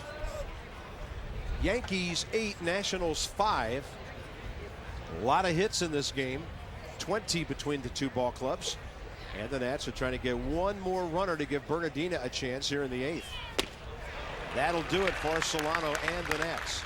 2 runs on a couple of hits or on the walk, sac flies, and into the 9th we go. Jim, 5 minutes. Where's Jackson? Ready on camera 1. All remotes, please stand by. Close shave. Barbasol. Close shave's the call. Better buy Barbasol. Barbasol. The Dairy Queen Blizzard. There may be imitators, but we all know it's one of a kind. Except for right now, when you can buy one and get another for just 99 cents. That's right. Buy one Blizzard and get a second for only 99 cents.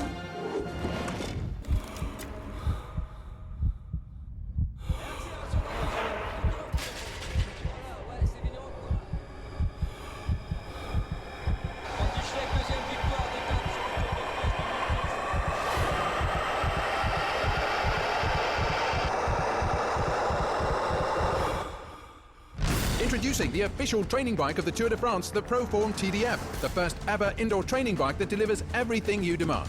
A 20% incline and a 20% decline, so you'll experience exactly what the road does. Because it's powered by Google Maps, you choose the road and the TDF follows it. Every incline and decline, so no matter what comes at you, you'll be ready. The Proform TDF automatically adjusts resistance, incline and decline. Plus, with a built-in power meter, you'll know your exact output. You decide where to go, and the official training bike of the Tour takes you there. And now that you've decided, we're ready to deliver. Order right now and get $0 down and a free upgrade on rush shipping. Call the number on your screen or go online today. Yankees didn't bring many of their regulars over here today, but the line score kind of looks like they did. 8 runs on 12 hits. Nats have had some good moments with Steve Lombardozzi, couple of hits. Chin-Ming Wong threw the ball really well before stumbling on a play at first base. John Lennon, couple of good innings and a couple not so great, but he did get 4 innings and a lot of work in today. And our bench player of the day, Brett Carroll. Yeah. You come into a big league baseball game off the bench, you're trying to make a team. Guess what, folks? This is how you do it. Check out the one-hop seed to third baseman Mark Tian right there for the out. So showing off the hose in center field. And he got a base hit.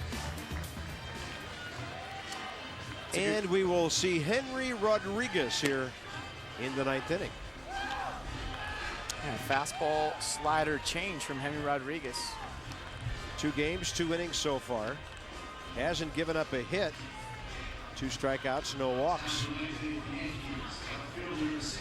Fastball's a million. The changeup's about 92, and when the curveball's thrown for a strike, it's devastating. And when they're all working together, have a seat. Yep. Justin Maxwell came into play left field, RBI single back in the 7th. And then he scored a run when the Yankees scored 4 times on 5 hits.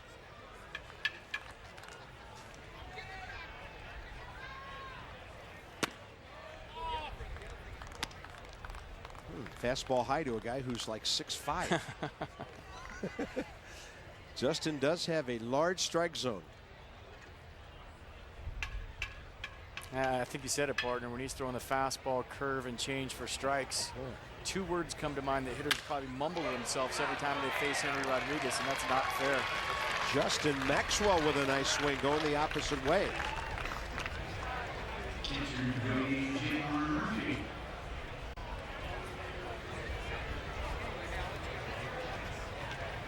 Look at the bullpens. Primarily National League, except for the Yankees in there. And the Nats were top 5 in all of baseball. Thanks to Clippard, Storen, Burnett, Rodriguez, Todd Coffey at times. And the strength of their ball club last year, I thought, was their bullpen. And that's only going to get stronger this year with the addition of Brad Lidge. Yeah, that's the thing. It could be even better. Yep.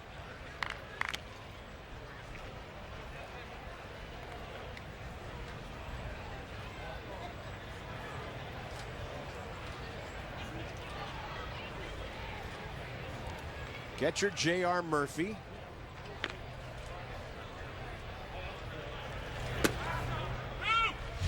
RBI single last time in the 7th.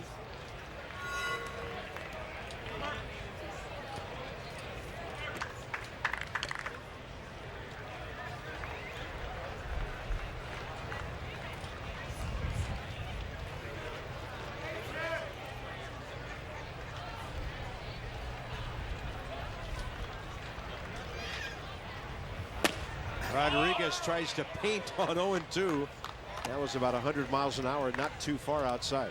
Usually this time in a spring training game, the strike zone gets a hair bigger, but right now it's getting a little bit smaller. That's a good pitch. Yeah, it's a good fastball to show on 0-2. Really not hittable. But if the guy bites, you got him.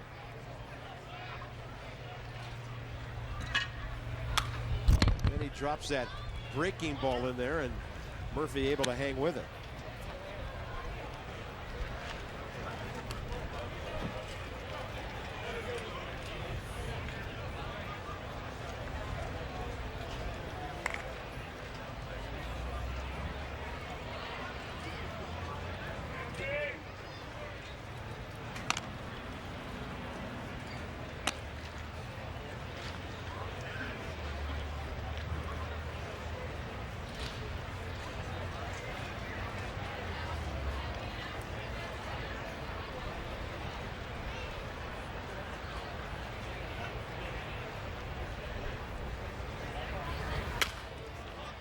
Able to spoil another one is Murphy.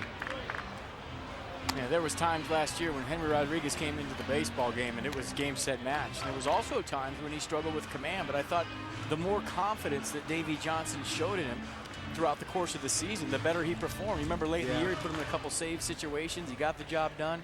He had a couple 8 innings where he gave Tyler Clippard the night off and got the job done. And, you know, I think that's what Davey's goal was with Henry, to show him that, hey, you know, we're not afraid to throw you in big situations. And the more big situations he was in, the more he developed and the more strikes he threw. I think early in the year, even when Jim Riggleman was here, he was maybe a little afraid to put him into a situation to where some walks would hurt him. But when Davey Johnson took over, showed a lot of confidence in Henry, and I think you see the results. The second half of the season, he was good. Runner going out of play right side. Quite a battle here between Murphy and Rodriguez. Henry ended up pitching in 59 games for the Nats with a 3.56 ERA, 70 strikeouts in just under 66 innings. But 45 walks, that's a number that needs to come down. This guy gets a 2 to 2.5 or 3 to 1 strikeout to walk ratio. He's going to be pitching for a long time. Yeah, those 45 walks led all relievers, but I think the more experience Henry has, the more strikes he's going to throw.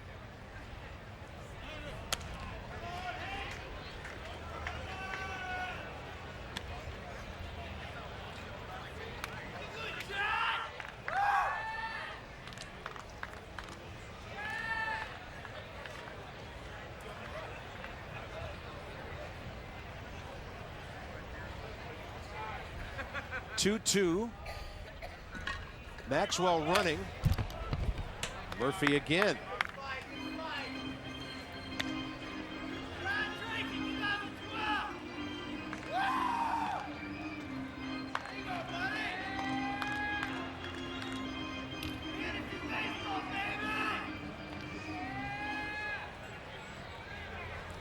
Nobody out, top of the ninth. Yankees on top, 8-5.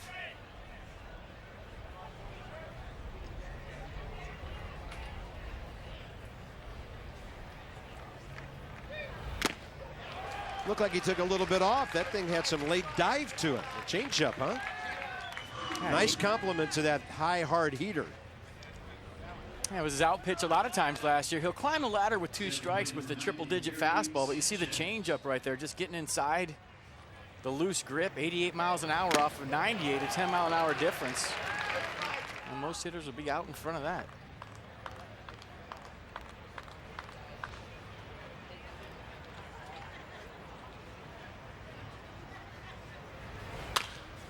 First pitch swinging in the air right side off the bat of Gary Sanchez, now the DH.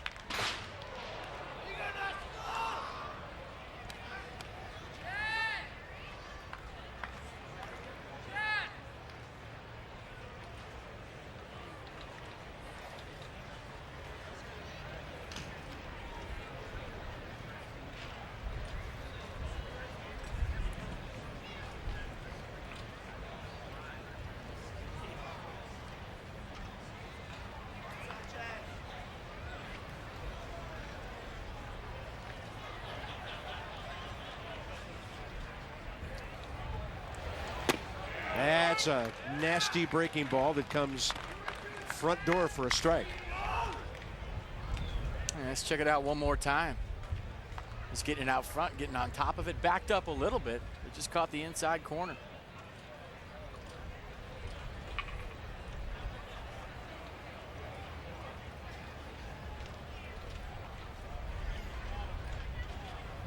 Runner going again.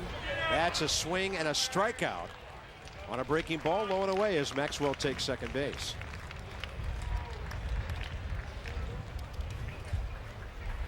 So he goes back to it and threw one good one, and this one a little bit shorter. Had to commit to it, and it didn't get there. Great jump at first base. Even if Solano catches that ball, he's got no shot.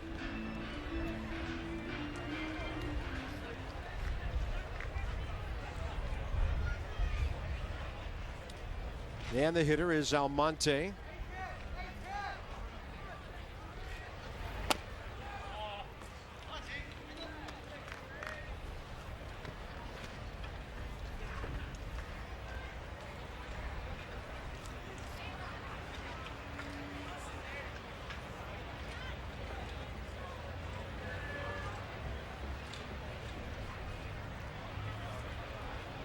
Henry Rodriguez has spent an awful lot of time occupied with a base runner in the 9th inning of a 3-run spring training game. Pretty sure with 2 outs, he's not going.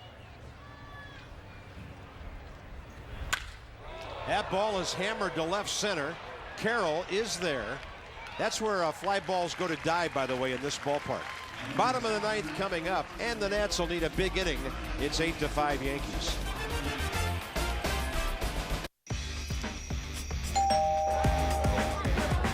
Your pizza delivery guy. Well, come on in, man. What you waiting on? For fresh delivery taste without the delivery price, it's DiGiorno. These engines run for thousands of hours to prove. And prove it we did. With 20% more cleaning agents than before, Shell nitrogen-enriched gasoline. This is our biggest news yet. But no other gasoline protects your engine better! Awkward. With news this big, you don't have to shout. Try new Shell nitrogen-enriched gasolines. No other gasoline protects your engine better. It was easier than I thought. I was done in no time. Stain was a snap. Protective finish was smooth. So easy I did it again. Minwax makes and keeps wood beautiful, easily.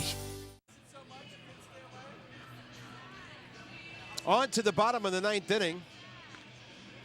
And it's the top of the order for the Nationals. Roger Bernardina gave us some spectacular moments last year. And one of the most was in center field. A play that we have never gotten tired of looking at. That looks like Mike Stanton of the Marlins, and look at that. I'm still amazed every time I see it. Yeah, that doesn't get old, right? One of the best plays you'll ever see in center field. And I can't believe the ball stayed in his glove. Yeah. I mean, I can believe he got to it because we've seen Roger Bernardina get to balls before that we didn't think anybody else could get to. But he hit so hard and rolled over so many times, you thought that ball was going to roll out. He snow-coned it. Great play. And you saw Todd Coffey right there giving him some serious props from the mound. Yeah, I mean, he went just pile driving into the turf after that. If I was Todd Coffey, I would have sprinted out to him and given him a high five. An old friend of ours is on the mound for the Yankees here, Mike O'Connor, the pride of Ellicott City, Maryland. He made a start, 5 games for the Nationals in 08, 21 games, 20 starts for the Nationals 2 years before that. Major League record of 4-10, 35 appearances, 21 starts. Mike has a good breaking ball. Faces Bernardina here. He goes fastball, and that slams right off the guys behind the plate to start the bottom of the 9th. Bernardina 0 for 3 with a walk.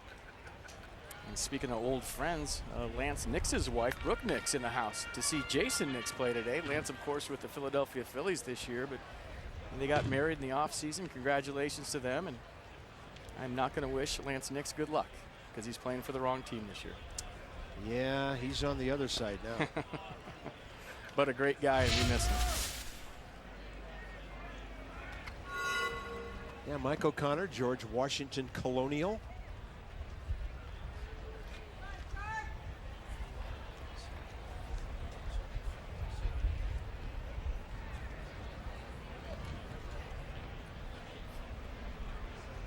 1 ball, 1 strike. Mike O'Connor still has that familiar delivery of his where he really rocks way back on that back leg. Almost looks like he's about to throw the ball uphill. Danny Espinosa next, and then Martin for the Nats here in the 9th.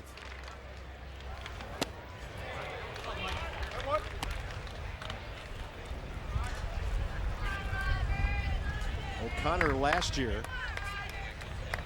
made 9 relief appearances for the Mets with a 2.70 ERA. 39 relief appearances at Buffalo. So he was in the Nats organization into the 2009 season. Kansas City for a while, and then the Mets.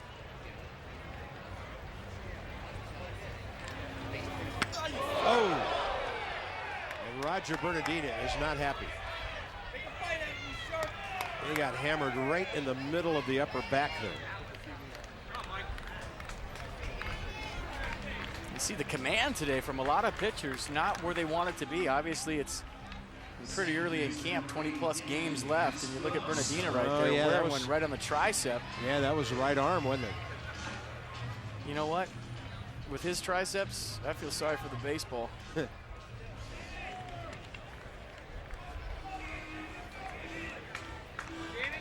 Oh, if we all could look like that in a baseball uniform. Chiseled.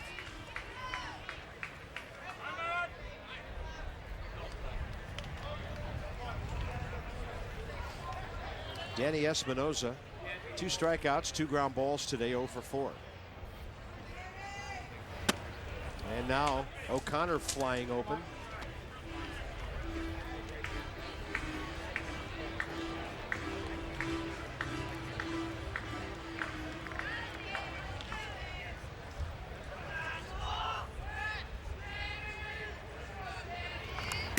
Way outside, 2-0.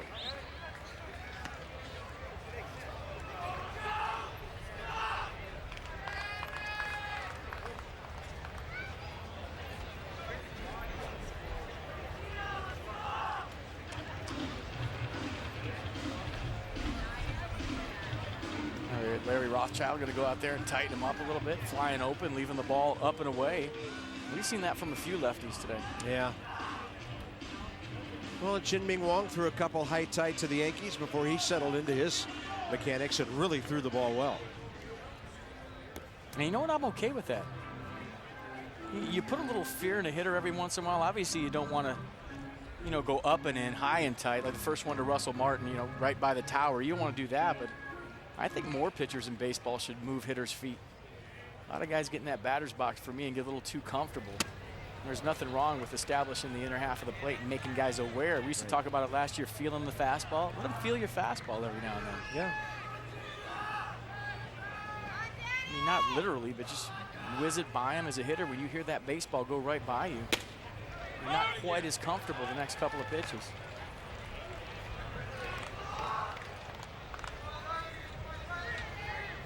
Three balls and a strike. O'Connor to Espinosa. Danny unable to catch up with a high fastball.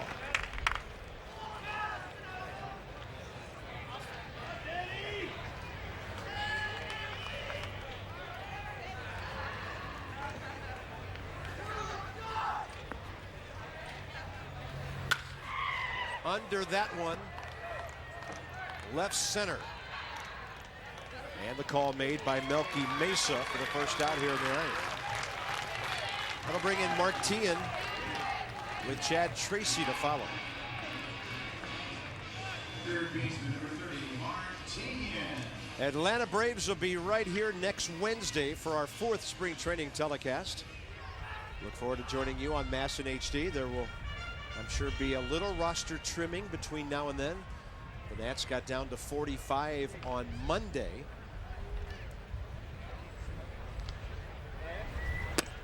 And I think that's the time of spring training when you don't see the 70 numbers anymore. You start to lock it in. Starting pitchers go deeper into the game. Relievers are starting to face guys they're going to face during the season. So, from here on out, it starts to get a little more serious, a little more focused. Out to center. Tian will drop one in. Bernardina stops at second base. And suddenly the Nationals have the tying run in the batter's box here. And by the way, Wrigley Field in Chicago 3 weeks from today with the season open. First baseman number 18, Chad Tracy.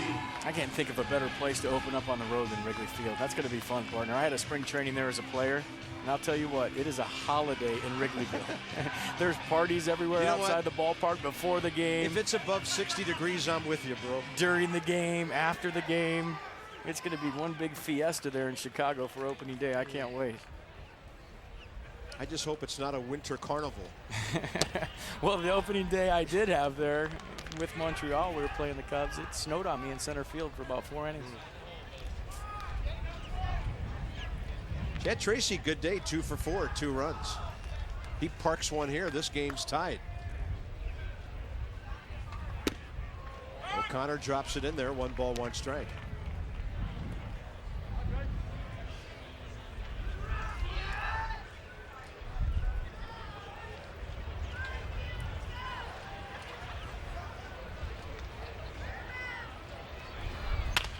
Right off the end of the bat with a slow roller. Backhanded by the shortstop. Doug Bernier with a good play. And the runners move up to second and third.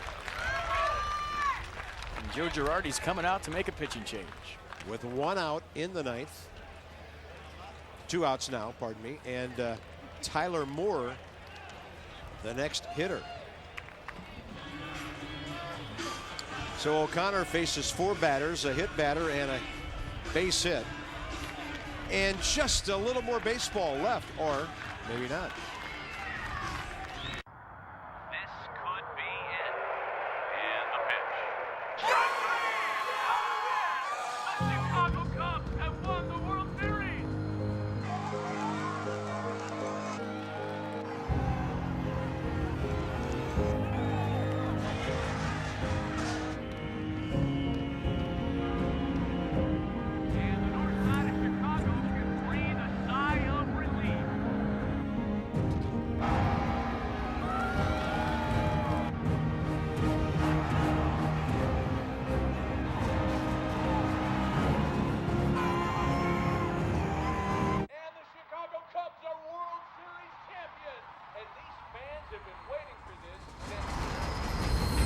MLB 12 to show. So real, it's unreal. Rated E for everyone. PlayStation. I think about the future every morning when I wake up. I care about my car because I think it's a cool car. I think it's stylish and it makes a statement at the same time. And I've never had a car like that. People don't totally understand how the Volt works. When the battery runs down, the gas engine operates. I don't ever worry about running out of battery power because it just switches over to my gas engine. I very rarely put gas in my Chevy Volt. I love the Chevy Volt, and I've never loved a car. Yankees 8, Nationals 5, down to their final out here in the 9th inning. Adam Warren, right-hander, will take over for the Yankees, and he'll be facing the right-hander, Tyler Moore, who had 31 home runs last year at AA Harrisburg. I guess when you play October baseball every year, you treat the middle of March like it's October. Never too early, huh?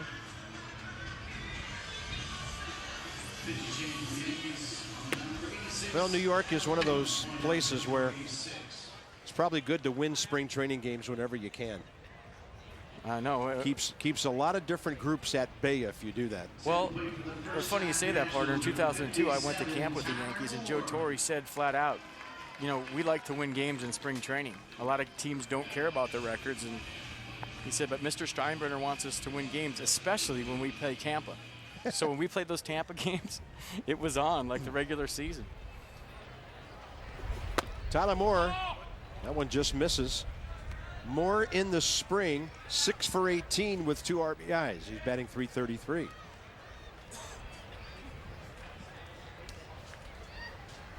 Adam LaRoche had a good day as a DH, 2 walks, an RBI double, 2 runs. And Moore will lift one right side that should end the game. Drifting with it and making the catch is David Adams, and the Yankees beat the Nationals by a count of 8-5.